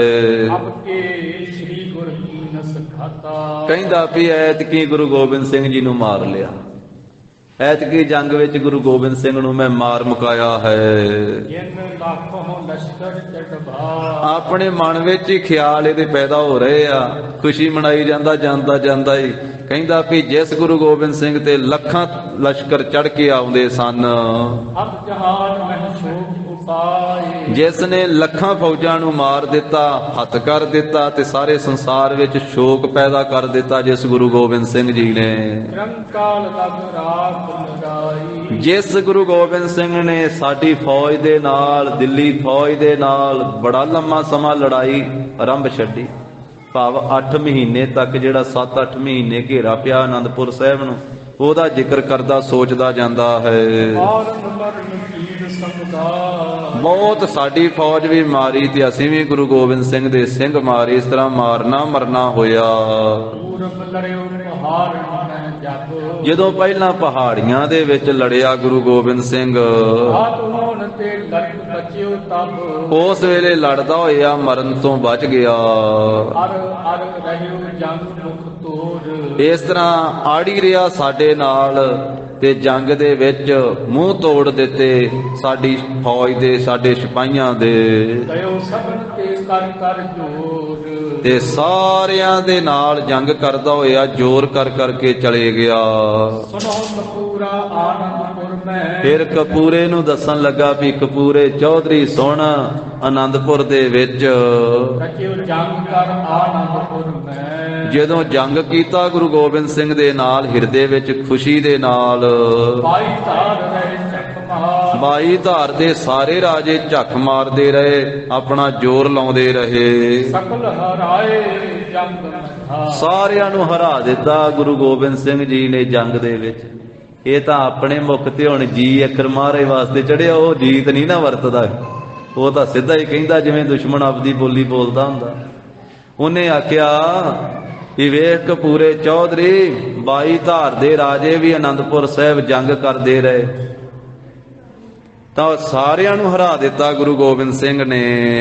ਆਦ ਕੇਸਰੀ ਚੰਦ ਗੁਰੇ। ਵੇਖ ਕਿੱਡੇ ਕਿੱਡੇ ਵੱਡੇ ਬਲੀ ਰਾਜੇ ਜਿਹੜੇ ਜੰਗ ਕਰਨ ਵਾਸਤੇ ਗਏ ਸੀ। ਕੇਸਰੀ ਚੰਦ ਗਿਆ ਸੀ ਹਾਥੀ ਅੱਗੇ ਲੈ ਕੇ, ਵੀ ਹਾਥੀ ਨੂੰ ਪਹਿਲਾਂ ਘੱਲਣਾ ਤੇ ਕਿਲੇ ਦਾ ਦਰਵਾਜ਼ਾ ਤੋੜੇਗਾ ਤੇ ਮੈਂ ਗੁਰੂ ਗੋਬਿੰਦ ਸਿੰਘ ਦਾ ਸਿਰ ਵੱਢ ਕੇ ਲਿਆਵਾਂਗਾ। ਤੇ ਮਹਾਰਾਜ ਨੇ ਅੱਗੇ ਦੋਵਾਂ ਸਿੰਘਾਂ ਨੂੰ ਭੇਜਿਆ, ਭਾਈ ਮਣੀ ਸਿੰਘ ਦੇ ਪੁੱਤਰਾਂ ਨੂੰ, ਭਾਈ ਬਚਿੱਤਰ ਸਿੰਘ ਨੂੰ ਤੇ ਭਾਈ ਉਦੇ ਸਿੰਘ ਨੂੰ। ਭਾਈ ਉਦੇ ਸਿੰਘ ਨੂੰ ਦਿੱਤਾ ਮਹਾਰਾਜ ਨੇ ਕਰਪਾ ਵਰਸ਼ਾ। ਭਾਈ ਉਦੇ ਸਿੰਘ ਨੇ ਆਖਿਆ ਸੀ, ਮਹਾਰਾਜ ਇਹ ਕੇਸਰੀ ਚੰਦ ਮੈਂ ਸੁਣਿਆ ਕਹਿੰਦਾ ਵਾ ਵੀ ਗੁਰੂ ਗੋਬਿੰਦ ਸਿੰਘ ਦਾ ਮੈਂ ਸਿਰ ਲਾ ਕੇ ਲਿਆਉਣਾ, ਤੇ ਮੈਨੂੰ ਆਗਿਆ ਦੇ ਦਿਓ ਤੇ ਮੈਂ ਕੇਸਰੀ ਚੰਦ ਦਾ ਸਿਰ ਲਾਉਣਾ ਚਾਹੁੰਦਾ। ਤੇ ਸਤਿਗੁਰੂ ਜੀ ਨੇ ਥਾਪੜਾ ਦਿੱਤਾ ਨਾਲੇ ਭਾਈ ਉਦੇ ਸਿੰਘ ਨੂੰ, ਭਾਈ ਬਚਿੱਤਰ ਸਿੰਘ ਦੇ ਵੱਡੇ ਭਰਾ ਨੂੰ। ਬੜਾ ਫੁਰਤੀਲਾ ਸੀ ਭਾਈ ਉਦੇ ਸਿੰਘ, ਭਾਈ ਮਣੀ ਸਿੰਘ ਦਾ ਪੁੱਤਰ ਸੀ। ਤੇ ਮਹਾਰਾਜ ਸਾਹਿਬ ਨੇ ਵਰਸ਼ਾ ਦਿੱਤਾ, ਜਿਸ ਵਰਸ਼ੇ ਦੇ ਨਾਲ ਆਪਣੇ ਪਹਿਲੇ ਆਨੰਦ ਕਾਰਜ ਦੇ ਮੌਕੇ ਤੇ ਗੁਰੂ ਗੋਬਿੰਦ ਸਿੰਘ ਮਹਾਰਾਜ ਨੇ ਗੁਰੂ ਕੇ ਲਾਹੌਰ ਤਰਬੇਣੀ ਪ੍ਰਗਟ ਕੀਤੀ ਸੀ, ਉਹ ਵਰਸ਼ਾ ਦਿੱਤਾ। ਉਹ ਅੱਜ ਵੀ ਤਖਤ ਸ੍ਰੀ ਕੇਸਗੜ੍ਹ ਸਾਹਿਬ ਤੇ ਸੋਭਨੀਕ ਆ ਵਰਸ਼ਾ। ਵੱਡਾ ਫਾਲਾ ਉਹਦਾ ਬਾਹ ਨਾਲੋਂ ਵੀ ਜ਼ਿਆਦਾ ਲੰਮਾ, ਅਗਲਾ ਹਿੱਸਾ ਹੀ ਜਿਹੜਾ ਵਾ ਏਡਾ ਲੰਮਾ। ਉਹ ਮਹਾਰਾਜ ਨੇ ਉੱਥੇ ਬਚਪਨ ਦੇ ਵਿੱਚ ਹੀ ਸਤਿਗੁਰੂ ਜੀ ਨੇ ਜਦੋਂ ਮਹਾਰਾਜ ਦਾ ਆਨੰਦ ਕਾਰਜ ਹੋਇਆ ਸੀ, ਛੋਟੀ ਸਰੀਰ ਕਾਰ ਬੁਲਾਈ ਸੀ ਉਦੋਂ ਮਹਾਰਾਜ ਨੇ 3 ਵਾਰੀ ਮਾਰਿਆ ਸੀ, 3 ਧਾਰਾਂ ਜਲਦੀਆਂ ਪ੍ਰਗਟ ਕੀਤੀਆਂ ਸੀ, ਜਿਹੜੀ ਤਰਬੇਣੀ ਮਹਾਰਾਜ ਨੇ ਪ੍ਰਗਟ ਕੀਤੀ। ਉਹ ਵਰਸ਼ਾ ਦਿੱਤਾ ਸੀ। ਭਾਈ ਬਚਿੱਤਰ ਸਿੰਘ ਨੂੰ ਨਾਗਣੀ ਦਿੱਤੀ ਸੀ ਹਾਥੀ ਦਾ ਮੱਥਾ ਵਿੰਨਣ ਵਾਸਤੇ। ਫਿਰ ਗੁਰੂ ਕੀ ਕਿਰਪਾ ਦੇ ਨਾਲ, ਜਿਵੇਂ ਆਪਾਂ ਸੁਖਮਨੀ ਸਾਹਿਬ 'ਚ ਪੜ੍ਹਦੇ ਆ ਨਾ, ਕਈਆਂ ਗੁਰਮੁਖਾਂ ਨੇ ਐਸਾ ਵੀ ਲਿਖਿਆ, ਜਦੋਂ ਮਹਾਰਾਜ ਨੇ ਭਾਈ ਬਚਿੱਤਰ ਸਿੰਘ ਦੇ ਕੰਨ ਤੇ ਥਾਪੜਾ ਲਾਇਆ ਨਾ, ਦੁਨੀ ਚੰਦ ਤੇ ਪਹਿਲੋਂ ਭੱਜ ਗਿਆ। ਜਦੋਂ ਮਹਾਰਾਜ ਨੇ ਕਿਹਾ ਹਾਥੀ ਨਾਲ ਹਾਥੀ ਲੜੂਗਾ, ਉਹ ਭੱਜ ਗਿਆ। ਫਿਰ ਮਹਾਰਾਜ ਨੇ ਕਿਹਾ ਹਾਥੀ ਨਾਲ ਹੁਣ ਸ਼ੇਰ ਲੜੂਗਾ। ਜਦੋਂ ਥਾਪੜਾ ਲਾਇਆ ਤੇ ਭਾਈ ਬਚਿੱਤਰ ਸਿੰਘ ਨੇ ਆਖਿਆ ਵੀ ਮਹਾਰਾਜ ਇਹ ਤਾਂ ਇੱਥੇ ਸੰਸਾਰ ਦੇ ਵਿੱਚ ਇਹ ਤਾਂ ਕੇਸਰੀ ਚੰਦ ਦਾ ਹਾਥੀ ਹੈ ਨਾ, ਮਾਤ ਲੋਕ ਦਾ ਹੀ, ਤੇ ਤੁਹਾਡੇ ਥਾਪੜੇ ਦੇ ਨਾਲ ਤੇ ਮਹਾਰਾਜ ਤੁਸੀਂ ਤੇ ਆਖੋ ਤਾਂ ਮੈਂ ਇੰਦਰ ਦੇਵਤੇ ਦੇ ਹਾਥੀ ਨੂੰ ਹਰਾ ਦਵਾ। ਗੁਰੂ ਦੀ ਕਿਰਪਾ ਚਾਹੀਦੀ ਹੈ, ਸਿੱਖ ਨੂੰ ਮਾਣ ਆਪਣੇ ਗੁਰੂ ਸਾਹਿਬ ਤੇ ਸੁਖਮਨੀ ਸਾਹਿਬ 'ਚ ਆਪਾਂ ਪੜ੍ਹਦੇ ਹਾਂ ਵੀ ਜੇ ਗੁਰੂ ਚਾਹਵੇ ਨਾ ਤੇ ਨਿੱਕੀ ਜੀ ਕੀੜੀ ਵੀ ਫਿਰ ਨਾ ਲੱਖਾਂ ਫੌਜਾਂ ਨਾਲ ਲੜ ਸਕਦੀ ਹੈ। ਜੇ ਗੁਰੂ ਲੜਾਉਣਾ ਚਾਹਵੇ, ਸਤਿਗੁਰੂ ਨੀਕੀ ਕੀੜੀ ਮਹਿ ਕਲ ਰਾਖੈ, ਭਸਮ ਕਰੈ ਲਸਕਰ ਕੋਟ ਲੱਖੈ। ਲੱਖਾਂ ਕਰੋੜਾਂ ਫੌਜਾਂ ਦੇ ਨਾਲ ਇੱਕ ਕੀੜੀ ਲੜ ਸਕਦੀ ਆ। ਲੜਨਾ ਤੇ ਗੁਰੂ ਦੀ ਸ਼ਕਤੀ ਨੇ ਆ, ਲੜਨਾ ਤੇ ਸਤਿਗੁਰੂ ਦੀ ਸਮਰੱਥਾ ਨਹੀਂ ਆ। ਫਿਰ ਭਾਈ ਬਚਿੱਤਰ ਸਿੰਘ ਨੇ ਹਾਥੀ ਦੇ ਮੱਥੇ ਦੀਆਂ 7 ਤਵੀਆਂ ਵਿੰਨੀਆਂ ਸੀ ਉਹ ਨਾਗਣੀ ਦੇ ਨਾਲ। ਮੱਥੇ ਦੇ ਵਿੱਚ ਅੱਗੇ ਧਸੀ ਸੀ ਨਾਗਣੀ, ਹਾਥੀ ਚੀਕਾਂ ਮਾਰਦਾ, ਸ਼ਰਾਬ ਪਿਆਈ ਸੀ ਹਾਥੀ ਨੂੰ, ਪਿਛਾਂ ਆਪਣੀ ਫੌਜ ਨੂੰ ਮਿੱਧਦਾ ਗਿਆ ਸੀ। ਤੇ ਕੇਸਰੀ ਚੰਦ ਦਾ ਫਿਰ ਸਿਰ ਲਾਇਆ ਸੀ ਭਾਈ ਉਹਦੇ ਸਿੰਘ ਨੇ ਆਪਣੀ ਕਿਰਪਾਨ ਦੇ ਨਾਲ, ਇੱਕੇ ਵਾਰ ਨਾਲ ਝਟਕਾ ਕੇ ਥੱਲੇ ਸੁੱਟ ਦਿੱਤਾ ਸੀ। ਤੇ ਕਰਪੇ ਵਰਸ਼ੇ ਦੀ ਨੋਕ ਤੇ ਟੰਗ ਕੇ ਲਿਆ ਕੇ ਤੇ ਮਹਾਰਾਜ ਦੇ ਚਰਨਾਂ 'ਚ ਲਿਆ ਕੇ ਸੁੱਟਿਆ ਸੀ ਕਿ ਆਹ ਮਹਾਰਾਜ ਕੇਸਰੀ ਚੰਦ ਦਾ ਸਿਰ ਪਿਆ ਜੇ, ਜਿਹੜਾ ਕਹਿੰਦਾ ਸੀ ਮੈਂ ਗੁਰੂ ਗੋਬਿੰਦ ਸਿੰਘ ਦਾ ਸਿਰ ਲਾ ਕੇ ਲਿਆਵਾਂਗਾ। ਉਹਦਾ ਜ਼ਿਕਰ ਕਰਦਾ ਇਹ ਜਾਂਦਾ ਹੋਇਆ ਸਰਹੰਦ ਦਾ ਸੂਬਾ ਵਜੀਦ ਖਾਂ ਕਪੂਰੇ ਨਾਲ ਵੀ ਕਪੂਰੇ ਚੌਧਰੀ ਜਿਹੜੇ ਵੱਡੇ ਵੱਡੇ 22 ਧਾਰ ਦੇ ਰਾਜਿਆਂ ਵਿੱਚੋਂ ਕੇਸਰੀ ਚੰਦ ਵਰਗੇ ਵੀ ਚੜ੍ਹ ਕੇ ਆਉਂਦੇ ਰਹੇ ਆਨੰਦਪੁਰ ਸਾਹਿਬ ਗੁਰੂ ਗੋਬਿੰਦ ਸਿੰਘ ਤੇ ਤੇ ਵਿਸ਼ੇਸ਼ ਯੁੱਧ ਕਰਕੇ ਗੁਰੂ ਗੋਬਿੰਦ ਸਿੰਘ ਨੇ ਉਹ ਰਾਜੇ ਵੀ ਮਾਰ ਦਿੱਤੇ। ਸੋ ਇਸ ਸਮੇਂ ਮਾਰ ਕਰਨੀ ਵੇਖੋ ਉਹ ਗੁਰੂ ਗੋਬਿੰਦ ਸਿੰਘ ਜਿਹੜਾ ਐਡਾ ਬਲੀ ਸੀ, ਮੈਂ ਇਸ ਜੰਗ ਦੇ ਵਿੱਚ ਮਾਰ ਲਿਆ। ਇਹ ਜਿੱਤ ਮੇਰੇ ਹੱਥ ਵਿੱਚ ਆਈ ਹੈ। ਅਤੇ ਖੁਦਾਏ ਹਮੇ ਕੋ ਦੀ। ਵੇਖ ਕਪੂਰੇ ਚੌਧਰੀ, ਜਿਹੜਾ ਗੁਰੂ ਗੋਬਿੰਦ ਸਿੰਘ 22 ਧਾਰ ਦੇ ਸਾਰੇ ਰਾਜਿਆਂ ਤੋਂ ਨਹੀਂ ਜਿੱਤਿਆ ਗਿਆ, ਮੈਂ ਜਿੱਤ ਲਿਆ। ਉਸ ਗੁਰੂ ਗੋਬਿੰਦ ਸਿੰਘ ਨੂੰ ਖੁਦਾ ਨੇ ਮੈਨੂੰ ਜਿੱਤ ਦਿੱਤੀ ਹੈ। ਦੀਪ ਚੰਦ ਤੇ ਆਦ ਪਹਾੜੀ। ਭੀਮ ਚੰਦ ਵੀ ਲੜਦਾ ਰਿਹਾ, ਆਦਿਕ ਹੋਰ ਪਹਾੜੀਏ ਵੀ ਲੜਦੇ ਰਹੇ। ਇਸ ਤੇ ਵੱਡੇ ਤਰਾਸ ਤੋਂ ਤਾਰੀ। ਜਿਸ ਗੁਰੂ ਗੋਬਿੰਦ ਸਿੰਘ ਮਹਾਰਾਜ ਤੋਂ ਵੱਡਾ ਹੀ ਦਰ ਧਾਰਨ ਕਰਦੇ ਸੀ। ਭੀਮ ਚੰਦ ਤੋਂ ਆਦਿਕ ਜਿੰਨੇ ਰਾਜੇ ਬੜਾ ਡਰਦੇ ਸੀ ਗੁਰੂ ਗੋਬਿੰਦ ਸਿੰਘ ਜੀ ਤੋਂ। ਕਰੀ ਪੁਕਾਰ ਸ਼ਾਹ ਕੇ ਆਗੇ। ਉਹਨਾਂ ਰਾਜਿਆਂ ਨੇ 22 ਧਾਰ ਦੇ ਰਾਜਿਆਂ ਨੇ ਭੀਮ ਚੰਦ ਆਦਿਕ ਨੇ ਜਾ ਕੇ ਔਰੰਗਜ਼ੇਬ ਬਾਦਸ਼ਾਹ ਕੋਲੇ ਪੁਕਾਰਾਂ ਕੀਤੀਆਂ। ਦੀਨ ਤਾਖ ਦਲ ਦੇ ਕਰ ਭਾਗੇ। ਤਾਂ ਉਸ ਵੇਲੇ 3 ਲੱਖ ਫੌਜ ਉੱਥੋਂ ਲੈ ਕਰਕੇ ਆਏ, ਪਰ ਫਿਰ ਵੀ ਭੱਜ ਗਏ। ਹਜ਼ਰਤ ਸੁਨਤ ਕੋਪ ਕੋ ਧਾਰਾ। ਇਹ ਗੱਲ ਸੁਣ ਕੇ ਫਿਰ ਬਾਦਸ਼ਾਹ ਨੇ ਬੜਾ ਗੁੱਸਾ ਧਾਰਿਆ। ਜਿਤ ਕਿਤ ਤੇ ਪਟ ਲਸ਼ਕਰ ਭਾਰਾ। ਜਦੋਂ 3 ਲੱਖ ਫੌਜ ਵੀ ਹਾਰ ਗਈ ਨਾ, ਇਹ ਪਹਿਲਾਂ ਭੇਜੀ ਸੀ, ਕਿਉਂਕਿ ਕਈ ਲੜਾਈਆਂ ਹੋਈਆਂ ਸਾਧ ਸੰਗਤ ਜੀ ਅਨੰਦਪੁਰ ਸਾਹਿਬ ਤੇ ਚੜ੍ਹ ਕੇ ਆਉਂਦੇ ਰਹੇ। ਤਾਂ ਇਹ ਦੱਸ ਰਿਹਾ ਵਜੀਦਾ ਕਪੂਰੇ ਨੂੰ ਕਿ ਫਿਰ ਬਹੁਤ ਗੁੱਸੇ ਵਿੱਚ ਆ ਕਰਕੇ ਫਿਰ ਤਾਂ ਕਈ ਲੱਖ ਜਿਹੜੀ ਫੌਜ ਸੀ ਉਹ ਦਿੱਲੀ ਤੋਂ ਭੇਜੀ ਔਰੰਗਜ਼ੇਬ ਬਾਦਸ਼ਾਹ ਨੇ। ਜ਼ਬਰਦਸਤ ਹਮ ਸਹਿਤ ਚੜਾਏ। ਸਾਨੂੰ ਵੀ ਨਾਲ ਆਖਿਆ ਵੀ ਤੁਸੀਂ ਵੀ ਫੌਜਾਂ ਲੈ ਕੇ ਜਾਓ। ਮੈਂ ਵੀ ਆਇਆ ਸਾਰੀ ਫੌਜ ਲੈ ਕੇ। ਲਾਹੌਰ ਦਾ ਸੂਬਾ ਵੀ ਆਇਆ ਜ਼ਬਰਦਸਤ ਖਾਂ, ਉਹ ਵੀ ਸਾਡੇ ਨਾਲ ਚੜਾਇਆ। ਕਈ ਲੱਖ ਸੈਨਾ ਉਮੜਾਏ। ਅਸੀਂ ਕਈ ਲੱਖ ਫੌਜ ਲੈ ਕਰਕੇ ਅਨੰਦਪੁਰ ਸਾਹਿਬ ਨੂੰ ਫਿਰ ਘੇਰਾ ਪਾਇਆ ਆਨੰਦਪੁਰ ਕੋ ਚੌਂ ਦਿਸ਼ ਘੇਰਾ। ਤੇ ਅਨੰਦਪੁਰ ਸਾਹਿਬ ਨੂੰ 4 ਚੁਫੇਰਿਓਂ ਘੇਰ ਲਿਆ। ਕਈ ਲੱਖ ਫੌਜਾਂ, 10 ਲੱਖ ਤੋਂ ਵੱਧ ਫੌਜ ਸੀ ਜਿਹਨੇ ਅਨੰਦਪੁਰ ਸਾਹਿਬ ਨੂੰ ਘੇਰਾ ਪਾਇਆ ਸੀ, ਜਿਹੜਾ 7 ਮਹੀਨੇ ਤੋਂ ਵੱਧ ਸਮਾਂ ਰਿਹਾ ਸੀ। ਫਿਰ ਝੂਠੀਆਂ ਕਸਮਾਂ ਖਾ ਕੇ ਅਨੰਦਪੁਰ ਸਾਹਿਬ ਛਡਾਇਆ ਸੀ ਇਹਨਾਂ ਨੇ। ਤਾਂ ਕਹਿ ਰਿਹਾ, ਕਹਿੰਦਾ ਵੀ ਅਸੀਂ ਫਿਰ ਅਨੰਦਪੁਰ ਸਾਹਿਬ ਨੂੰ 4 ਚੁਫੇਰਿਓਂ ਘੇਰ ਲਿਆ। ਨਿਕਸ ਰਹਿਰ ਕਰ ਜੰਗ ਬਡੇਰਾ। ਤੇ ਜਦੋਂ ਬਾਹਰ ਉੱਥੋਂ ਨਿਕਲੇ ਫਿਰ ਵੀ ਕਸਮਾਂ ਖਾ ਕੇ ਉਹਨਾਂ ਨੂੰ ਬਾਹਰ ਕੱਢਿਆ ਸੀ, ਤੇ ਬਾਹਰ ਨਿਕਲ ਕੇ ਵੀ ਬੜਾ ਵੱਡਾ ਜੰਗ ਕੀਤਾ।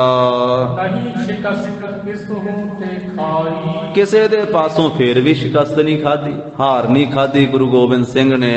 ਕਾਨ ਪ੍ਰਹਾਰੇ ਕੋਸ 18। ਪਰ ਉਥੋਂ ਵੀ ਜਦੋਂ ਅਨੰਦਪੁਰ ਸਾਹਿਬ ਦੇ ਵਿੱਚ ਵੀ ਸੀ, ਅਸੀਂ 2.5 ਕੋਹ ਦੀ ਦੂਰੀ ਤੇ ਬੈਠੇ ਸਾਂ ਘੇਰਾ ਪਾ ਕੇ। ਸਾਨੂੰ ਅੱਗੇ ਨਹੀਂ ਸੀ ਵਧਣ ਦਿੱਤਾ। ਇਹ 7-8 ਮਹੀਨੇ ਜਿੰਨਾ ਚਿਰ ਘੇਰਾ ਪਿਆ ਰਿਹਾ, ਉਹਨਾਂ ਚਿਰ ਵੀ ਅੰਦਰੋਂ ਸਿੰਘ ਲੜਦੇ ਹੀ ਰਹੇ। ਇਹ ਇਤਿਹਾਸ ਆਪਾਂ ਸਾਰਾ ਪਿੱਛੇ ਪੜ੍ਹ ਚੁੱਕੇ ਹਾਂ। ਤੇ ਵਜੀਦਾ ਕਹਿ ਰਿਹਾ ਵਾ, ਫਿਰ ਵੀ ਸਾਡੇ ਤੀਕ 2.5 ਕੋਹ ਤੀਕ ਆਪਣੇ ਤੀਰ ਭੇਜ ਦਿੰਦੇ ਸੀ ਗੁਰੂ ਗੋਬਿੰਦ ਸਿੰਘ। ਇੱਕ ਵਾਰੀ ਤੇ ਖੇਡ ਰਹੇ ਸੀ ਉੱਥੇ ਸ਼ਤਰੰਜ, ਤੇ ਮਹਾਰਾਜ ਸਾਹਿਬ ਜੀ ਨੇ ਪਾਵੇ 'ਚ ਮਾਰ ਦਿੱਤਾ ਸੀ ਤੀਰ। ਤੇ ਉਸ ਵੇਲੇ ਸੋਚ ਰਹੇ ਸੀ ਵੀ ਇੱਥੇ ਐਡੀ ਦੂਰ ਤੀਰ ਕਿਵੇਂ ਆ ਗਿਆ 2.5 ਕੋਹ ਦੀ ਦੂਰੀ ਤੇ। ਫਿਰ ਸੋਚਣ ਲੱਗੇ ਵੀ ਇਹ ਗੁਰੂ ਗੋਬਿੰਦ ਸਿੰਘ ਨੇ ਆਪਣੀ ਕਰਾਮਾਤ ਨਾਲ ਭੇਜਿਆ। ਦੂਜਾ ਸ਼ੂਕ ਦਾ ਫੇਰ ਤੀਰ ਆ ਕੇ ਵੱਜਾ ਦਰਖਤ ਦੇ ਵਿੱਚ। ਫਾਰਸੀ ਦੇ ਨਾਲ ਚਿੱਠੀ ਲਿਖ ਕੇ ਪਿੱਛੇ ਬੰਨੀ ਹੋਈ ਸੀ ਉਹਦੇ, ਲਾ ਕੇ ਜਦੋਂ ਪੜ੍ਹੀ ਉਹਦੇ ਤੇ ਲਿਖਿਆ ਇਹ ਕਰਾਮਾਤ ਨਹੀਂ, ਇਹ ਸਾਡਾ ਅਭਿਆਸ ਵਾ ਸ਼ਸਤਰ ਚਲਾਉਣ ਦਾ। ਗਰੀਬ ਨਵਾਜ ਸਾਹਿਬ ਸੱਚੇ ਪਾਤਸ਼ਾਹ ਜੀ ਨੇ ਸਿੰਘਾਂ ਨੂੰ ਅਭਿਆਸ ਵੀ ਬੜਾ ਕਰਾਇਆ, ਪਰ ਸਤਿਗੁਰੂ ਸਰਬ ਕਲਾ ਸਮਰੱਥ। ਤੋ ਇਸ ਤਰੀਕੇ ਨਾਲ ਉਹ ਦੱਸ ਰਿਹਾ, ਕਹਿੰਦਾ ਵੀ 2.5 ਕੋਹ ਤੀਕ ਵੀ ਤੀਰ ਮਹਾਰਾਜ ਸਾਡੇ ਤੀਕ ਭੇਜਦੇ ਰਹੇ। ਅਸ ਗੁਰ ਕੱਢੋ ਬਹਾਦਰ ਚੀਨ। ਐਸਾ ਗੁਰੂ ਵੱਡਾ ਹੀ ਬਹਾਦਰ ਸੀ। ਕਪੂਰੇ ਚੌਧਰੀ ਆ ਜਾਣ ਲਾ, ਬਹੁਤ ਵੱਡਾ ਬਹਾਦਰ ਗੁਰੂ ਗੋਬਿੰਦ ਸਿੰਘ ਸੀ। ਸੋ ਅਬਮਾਰ ਬਦੇ ਹਮ ਨਹੀਂ। ਏਡੇ ਬਹਾਦਰ ਗੁਰੂ ਨੂੰ ਅਸੀਂ ਮਾਰ ਕੇ ਅੱਜ ਫਤਿਹ ਲੈ ਲਈ ਹੈ। ਹੁਣ ਇਸ ਜੰਗ ਦੇ ਵਿੱਚ ਅਸੀਂ ਉਹਨਾਂ ਨੂੰ ਜਿੱਤ ਲਿਆ ਹੈ। ਸਿਉ ਗੁਣ ਅਨੰਦਪੁਰ ਸੁਰਾ। ਫਿਰ ਵੇਖ ਕਪੂਰਿਆ, ਜਦੋਂ ਆਨੰਦਪੁਰ ਛੱਡਿਆ ਤੇ ਗੁਰੂ ਗੋਬਿੰਦ ਸਿੰਘ ਆਪਣੀਆਂ ਫੌਜਾਂ ਦੇ ਨਾਲ ਆਨੰਦਪੁਰ ਚੋਂ ਨਿਕਲੇ। ਆਮਨ ਤਾਗ ਸੋ ਜੰਗਲ ਪੂਰਾ। ਫਿਰ ਉਦੋਂ ਆਨੰਦਪੁਰ ਤੋਂ ਲੈ ਕੇ ਜੰਗਲ ਤੀਕ, ਮਾਲਵੇ ਤੀਕ ਆਉਣ ਤੱਕ ਸਗਰੋ ਲਸ਼ਕਰ ਪਰਿਉ ਪਛਾਦੀ। ਸਾਡੀ ਸਾਰੀ ਫੌਜ ਜਿੰਨਾ ਘੇਰਾ ਪਾ ਕੇ ਬੈਠੀ ਸੀ, ਉਹ ਸਾਰੀ ਮਗਰ ਲੱਗ ਗਈ ਗੁਰੂ ਗੋਬਿੰਦ ਸਿੰਘ ਦੇ। ਕਾਨਾ ਹੱਥ ਪੰਥ ਮਜਾਦੀ। ਪਰ ਵੇਖ ਸਾਡਾ ਸਾਰਾ ਹੀ ਤੁਰਕ ਦਲ ਜਿੰਨਾ ਸੀ ਨਾ, ਰਸਤੇ ਵਿੱਚ ਹੀ ਮਾਰ ਦਿੱਤਾ। ਨਾਲੇ ਅੱਗੇ ਵਧੀ ਗਏ ਤੇ ਨਾਲੇ ਸਾਡੀ ਫੌਜ ਨੂੰ ਮਾਰੀ ਗਏ ਮੁਕਾਬਲਾ ਕਰਦੇ ਹੋਏ। ਉੱਪਰ ਲੱਗ ਬਚਾਏ ਸੰਗ ਆਏ, ਤੇ ਰੋਪੜ ਤੀਕ ਸਾਡੀ ਫੌਜ ਨੂੰ ਮਾਰਦੇ ਆਏ ਤੇ ਇੱਥੇ ਆਪਣੇ ਆਪ ਨੂੰ ਤੇ ਆਪਣੇ ਸਿੰਘਾਂ ਨੂੰ ਬਚਾ ਕੇ ਲੈ ਆਏ। ਅੱਗੇ ਕਿਤਕ ਕੋਸ ਉਲੰਘਾਏ, ਫਿਰ ਰੋਪੜ ਤੋਂ ਅੱਗੇ ਕਿੰਨੇ ਕੋਹ ਦੀ ਦੂਰੀ ਤੇ ਚਲੇ ਗਏ ਲੰਘ ਕੇ। ਕਹਿ 10 ਲੱਖ ਸੁਬਟ ਪਿਖ ਲਿਓ, ਉਥੇ ਫਿਰ 10 ਲੱਖ ਸਾਡਾ ਸੂਰਮਾ ਉਹਨਾਂ ਨੂੰ ਜਦੋਂ ਵੇਖ ਲਿਆ। ਅੱਗੇ ਪਾਛੇ ਛਲ ਰੁੱਲ ਗਇਓ, ਜਦੋਂ ਅਗਲੇ ਪਾਸਿਓਂ ਵੀ ਸਾਡਾ 10 ਲੱਖ ਫੌਜ ਦਿੱਲੀਓਂ ਆ ਗਈ, ਪਿਛਲੀ ਫੌਜ ਵੀ ਆ ਗਈ, ਅੱਗੇ ਪਿੱਛੇ ਫੌਜ ਜਦੋਂ ਵੇਖੀ ਗੁਰੂ ਗੋਬਿੰਦ ਸਿੰਘ ਨੇ ਨਿਕਟ ਗਡੋਕ ਦੁਰਗ ਚਮਕੌਰ, ਤੇ ਫਿਰ ਚਮਕੌਰ ਦੇ ਵਿੱਚ ਇੱਕ ਨਿੱਕਾ ਜਿਹਾ ਕਿਲਾ ਵੇਖਿਆ, ਉਹ ਕੱਚੀ ਗੜੀ ਵੇਖੀ। ਭਇਓ ਨਿਵਾਸੀ ਦ੍ਰਿੜ ਤਿਸ ਠੌਰ, ਵੇਖ ਕਪੂਰਿਆ ਫਿਰ ਉਹ ਨਿੱਕੀ ਜੀ ਗੜੀ ਦੇ ਵਿੱਚ ਗੁਰੂ ਗੋਬਿੰਦ ਸਿੰਘ ਆਪਣੇ 40 ਕੁ ਸਿੰਘਾਂ ਦੇ ਸਮੇਤ ਆਕੀ ਹੋ ਕੇ ਬੈਠ ਗਿਆ। ਸੋ ਗੁਰ ਅਬਹਿ ਮਾਰ ਕਰ ਲੀਨ, ਉਹ ਗੁਰੂ ਗੋਬਿੰਦ ਸਿੰਘ ਜਿਹੜਾ ਬੜਾ ਹੀ ਵੱਡਾ ਬਹਾਦਰ, ਜਿਨੇ ਸਾਡੀ ਫੌਜ ਉੱਥੇ ਵੀ ਬੜੀ ਮਾਰੀ, ਉਸ ਗੁਰੂ ਨੂੰ ਅੱਜ ਅਸੀਂ ਮਾਰ ਲਿਆ। ਫਤਿਹ ਖੁਦਾਏ ਹਮਹੁ ਕੋ ਦੀ, ਖੁਦਾ ਨੇ ਸਾਨੂੰ ਜਿੱਤ ਦੇ ਦਿੱਤੀ ਕਪੂਰਿਆ। ਹੁਣ ਚਮਕੌਰ ਘਨੋ ਰਨ ਘੱਲਾ, ਫਿਰ ਵੇਖ ਜਦੋਂ ਚਮਕੌਰ ਦੇ ਵਿੱਚ ਘੇਰਾ ਪਾਇਆ ਸੀ ਸਾਡੀ ਫੌਜ ਨੇ 10 ਲੱਖ ਤੋਂ ਵੱਧ, ਤੇ ਦਿੱਲੀਓਂ ਆਈ ਪਹਿਲੀ ਫੌਜ ਸੀ ਜਿਹੜੀ 7 ਮਹੀਨੇ ਘੇਰਾ ਪਾ ਕੇ ਬੈਠੀ ਰਹੀ, ਹੋਰ 10 ਲੱਖ ਦਿੱਲੀਓਂ ਆਈ ਸੀ ਫੌਜ। ਇੰਨੀ ਫੌਜ ਨੇ ਜਦੋਂ ਘੇਰਾ ਪਾਇਆ, ਫਿਰ ਚਮਕੌਰ ਦੇ ਮੈਦਾਨ ਵਿੱਚ ਜਦੋਂ ਜੰਗ ਘਾਲਿਆ ਗੁਰੂ ਗੋਬਿੰਦ ਸਿੰਘ ਨੇ, ਮਾਰੇ ਤੀਖਣ ਤੀਰ ਕਰਾਲਾ, ਬੜੇ ਤਿੱਖੇ ਤਿੱਖੇ ਤੀਰ ਛੱਡੇ, ਬੜੇ ਭਿਆਨਕ ਤੀਰ ਛੱਡੇ ਚਮਕੌਰ ਦੀ ਗੜੀ ਵਿੱਚੋਂ ਗੁਰੂ ਗੋਬਿੰਦ ਸਿੰਘ ਨੇ। ਸੁਣੋ ਚੌਧਰੀ ਲੋਥਨ ਢੇਰ, ਇਹ ਚੌਧਰੀ ਕਪੂਰਿਆ ਸੁਣ, ਜਦੋਂ ਚਮਕੌਰ ਦੀ ਗੜੀ 'ਚੋਂ ਗੁਰੂ ਗੋਬਿੰਦ ਸਿੰਘ ਨੇ ਤੀਰ ਚਲਾਏ ਤੇ ਸਾਡੇ ਸਿਪਾਹੀਆਂ ਦੀਆਂ ਲੋਥਾਂ ਦੇ ਢੇਰ ਲਾ ਦਿੱਤੇ, ਸਾਡੀ ਫੌਜ ਦੇ ਲੋਥਾਂ ਦੇ ਢੇਰ ਲਾ ਦਿੱਤੇ, ਲੋਥ ਤੇ ਲੋਥ ਚੜਾ ਦਿੱਤੀ ਗੁਰੂ ਨੇ। ਮਾਰ ਕਰੇ ਗੱਡ ਕੇ ਚੌਂਕੇ, ਕਿਲੇ ਦੇ 4 ਚੁਫੇਰੇ ਜਾਣੋ ਕਿ ਕੰਧਾਂ ਬਣਾ ਦਿੱਤੀਆਂ ਲੋਥਾਂ ਦੀਆਂ ਮਾਰ ਮਾਰ ਕੇ। ਸੁਧਾਵੰਤ ਚਾਲੀ ਨਰ ਸੰਗ, ਪਰ ਵੇਖ ਕਪੂਰਿਆ ਕਿੰਨਾ ਬਹਾਦਰ ਗੁਰੂ, 40 ਆਦਮੀ ਸੀ ਉਹਨਾਂ ਦੇ ਨਾਲ, ਤੇ ਉਹ ਵੀ ਭੁੱਖਣ ਭਾਣੇ, ਭੁੱਖੇ ਸੀ 40 ਆਦਮੀ ਗੁਰੂ ਗੋਬਿੰਦ ਸਿੰਘ ਦੇ ਨਾਲ। ਕਈ ਲੱਖ ਸੋਕੀਨ ਸਜੰਗ, ਤੇ ਸਾਡੀ ਕਈ ਲੱਖ ਫੌਜ ਸੀ, ਫਿਰ ਵੀ ਸਾਡੇ ਨਾਲ ਏਡਾ ਵੱਡਾ ਜੰਗ ਕੀਤਾ। ਲਸ਼ਕਰ ਕੇ ਦਰ ਮੁੱਠੀ ਖਾਕ, ਵੇਖ ਸਾਡੀ ਫੌਜ ਇੰਨੀ ਸੀ, ਜੇ ਸਾਡੀ ਫੌਜ ਦੇ ਸਿਪਾਹੀ ਇੱਕ ਇੱਕ ਮੁੱਠ ਮਿੱਟੀ ਦੀ ਭਰ ਕੇ ਉਸ ਗੜੀ ਵਿੱਚ ਸੁੱਟ ਦਿੰਦੇ, ਹਰ ਇੱਕ ਮਾਰੈ ਗੱਡ ਕੋ ਤਾਲ, ਤੇ ਉਸ ਕਿਲੇ ਨੂੰ ਤੱਕ ਕਰਕੇ ਇੱਕ ਇੱਕ ਮੁੱਠ ਭਰ ਕੇ ਉਹਦੇ ਵਿੱਚ ਸੁੱਟ ਦਿੰਦੇ, ਪੂਰਨ ਕਰ ਦੇ ਲਵਾਈ, ਤਾਂ ਫਿਰ ਉਸ ਗੜੀ ਸਾਰੀ ਨੂੰ ਪੂਰ ਦਿੰਦੇ ਮਿੱਟੀ ਦੇ ਨਾਲ, ਜੇ ਇੱਕ ਇੱਕ ਮੁੱਠ ਵੀ ਉਹਦੇ ਵਿੱਚ ਸੁੱਟ ਦੇ। ਸਮਹਿ ਸ਼ਕਤ ਜੇ ਰਹਿ ਅਟਕਾਈ, ਤੇ ਕਿਹਦੇ ਵਿੱਚ ਸ਼ਕਤੀ ਸੀ, ਪਰ ਜਿਹੜਾ ਗੁਰੂ ਗੋਬਿੰਦ ਸਿੰਘ ਦੇ ਸਾਹਮਣੇ ਅਟਕ ਕੇ ਰਵੇ। ਮੁੱਠ ਤਾਂ ਹੀ ਸੁੱਟਦੇ ਜੇ ਉੱਥੋਂ ਤੱਕ ਪਹੁੰਚਣ ਦਿੰਦਾ, ਤੇ ਲਾਗੇ ਤੇ ਲੱਗਣ ਨਹੀਂ ਕਿਸੇ ਨੂੰ ਦਿੱਤਾ।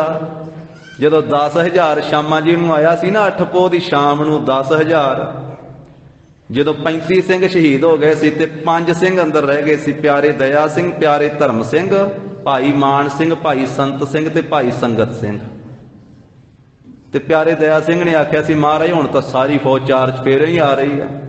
ਤੇ ਮਹਾਰਾਜ ਕਹਿੰਦੇ ਵੀ, ਪਿਆਰੇ ਦਇਆ ਸਿੰਘ ਜੀ ਕਹਿੰਦੇ ਮਹਾਰਾਜ ਹੁਣ ਸਾਨੂੰ ਆਗਿਆ ਦਿਓ, ਅਸੀਂ ਕਰੀਏ ਜੰਗ। ਕਹਿੰਦੇ ਨਹੀਂ ਹੁਣ ਤੁਸੀਂ ਨਹੀਂ, ਹੁਣ ਅਸੀਂ ਇੱਕ ਤੀਰ ਚਲਾਉਣੇ, ਸਾਡਾ ਇੱਕ ਤੀਰ ਵੇਖਿਓ। ਫਿਰ ਇੱਕੋ ਤੀਰ ਚਲਾਇਆ ਸੀ ਤੇ 10,000 ਵਿੰਨਿਆ ਸੀ ਇੱਕ ਤੀਰ ਦੇ ਨਾਲ। ਬੋਲੇ ਸੋ ਨਿਹਾਲ।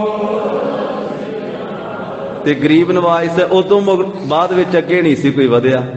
ਹੁਣ ਇਹ ਕਹਿ ਰਿਹਾ ਨਾ, ਬਾਅਦ ਵਿੱਚ ਤਾਂ ਇਤਨਾ ਹੀ ਫੜਾ ਮਾਰਦੇ ਹੁੰਦੇ ਸਾਰੇ। ਕਹਿੰਦਾ ਵੀ ਇੱਕ ਇੱਕ ਮੁੱਠ ਪਾਉਂਦੇ ਅਸੀਂ, ਤੇ ਅਸੀਂ ਗੜੀ ਜਿਹੜੀ ਉਹ ਪੂਰ ਦੇਣੀ ਸੀ ਸਾਰੀ, ਪਰ ਪੂਰਦੇ ਤੇ ਤਾਂ ਨਾਲ ਕਹਿ ਵੀ ਰਿਹਾ, ਕਹਿੰਦਾ ਵੀ ਉਹਨਾਂ ਦੇ ਅੱਗੇ ਅਟਕਦਾ ਹੀ ਨਹੀਂ ਕੋਈ, ਕਿਉਂਕਿ ਵਧਣ ਨਹੀਂ ਦਿੱਤਾ ਕਿਸੇ ਨੂੰ, ਅੱਗੇ ਗੜੀ ਤੀਕ ਤਾਂ ਪਹੁੰਚਣ ਨਹੀਂ ਦਿੱਤਾ। ਅਤਸ਼ੈ ਡਰ ਸਭ ਕੇ ਮਨ ਕੀ, ਪਰ ਅਤਸ਼ੈ ਕਰਕੇ ਸਾਰਿਆਂ ਦੇ ਮਨ ਵਿੱਚ ਡਰ ਉਹਨਾਂ ਨੇ ਪੈਦਾ ਕੀਤਾ। ਇੰਨਾ ਪ੍ਰਤਾਪ ਗੁਰੂ ਗੋਬਿੰਦ ਸਿੰਘ ਜੀ ਦਾ, ਇੰਨਾ ਤੇਜ ਤਪ ਮਹਾਰਾਜ ਸਾਹਿਬ ਜੀ ਦਾ, ਡਰ ਹੀ ਇੰਨਾ ਸੀ। ਘੇਰਾ ਪਾ ਕੇ ਵੇਖੋ 7 ਮਹੀਨੇ ਤੋਂ ਵੱਧ ਸਮਾਂ ਬੈਠੇ ਰਹੇ ਇੰਨੀ ਫੌਜ, ਪਰ ਹਿੰਮਤ ਨਹੀਂ ਪੈਂਦੀ ਸੀ ਵੀ ਗਾਂਹ ਚਲੇ ਜਾਈਏ। 2.5 ਕੋਹ ਦੂਰ ਹੀ ਰੱਖਿਆ, ਆਨੰਦਪੁਰ ਸਾਹਿਬ ਤੋਂ 2.5 ਕੋਹ ਦੂਰ ਹੀ ਸਾਰਿਆਂ। ਫਿਰ ਵੀ ਕਸਮਾਂ ਖਾਧੀਆਂ ਸੀ ਝੂਠੀਆਂ, ਤੋ ਇਸ ਤਰੀਕੇ ਨਾਲ ਕਹਿ ਰਿਹਾ ਹੈ ਵੀ ਸਾਰਿਆਂ ਦੇ ਮਨ ਵਿੱਚ ਬਹੁਤ ਜ਼ਿਆਦਾ ਡਰ ਸੀ। ਨਿਕਟ ਨਾ ਕੋਈ ਪਹੁੰਚਣ ਦੀਨ, ਅਤਸ਼ੈ ਡਰ ਸਭ ਕੇ ਮਨ ਕੀਨ। ਕਿਸੇ ਨੂੰ ਨੇੜੇ ਨਹੀਂ ਪਹੁੰਚਣ ਦਿੱਤਾ। ਬਾਜ ਭਗਤ ਸੇ ਡਰ ਡਰ ਦਬ ਕੇ, ਤੋ ਉਸ ਵੇਲੇ ਖਵਾਜਾ ਮਰਦੂਦ ਵਰਗੇ ਵੀ ਡਰ ਡਰ ਕੇ ਦਬ ਗਏ ਥੱਲੇ। ਰਹੇ ਦੂਰ ਉਰ ਤਰਾਸਤ ਸਭ ਕੇ, ਉਹ ਵੀ ਸਾਰੇ ਦੂਰ ਹੀ ਰਹੇ ਤੇ ਸਾਰਿਆਂ ਦੇ ਹਿਰਦੇ ਵਿੱਚ ਬੜਾ ਡਰ ਸੀ। ਜਦੋਂ ਨਾਰਖਾਂ ਆਇਆ ਸੀ ਨਾ, ਪੌੜੀ ਚੜ੍ਹ ਕੇ ਗੜੀ ਚ ਅੰਦਰ ਵੜਨ ਲੱਗਾ ਸੀ, ਮਹਾਰਾਜ ਨੇ ਤੀਰ ਮਾਰਿਆ, ਉਹਦੀ ਛਾਤੀ ਪਰੋ ਦਿੱਤੀ, ਥੱਲੇ ਡਿੱਗ ਪਿਆ ਸੀ ਇਹ।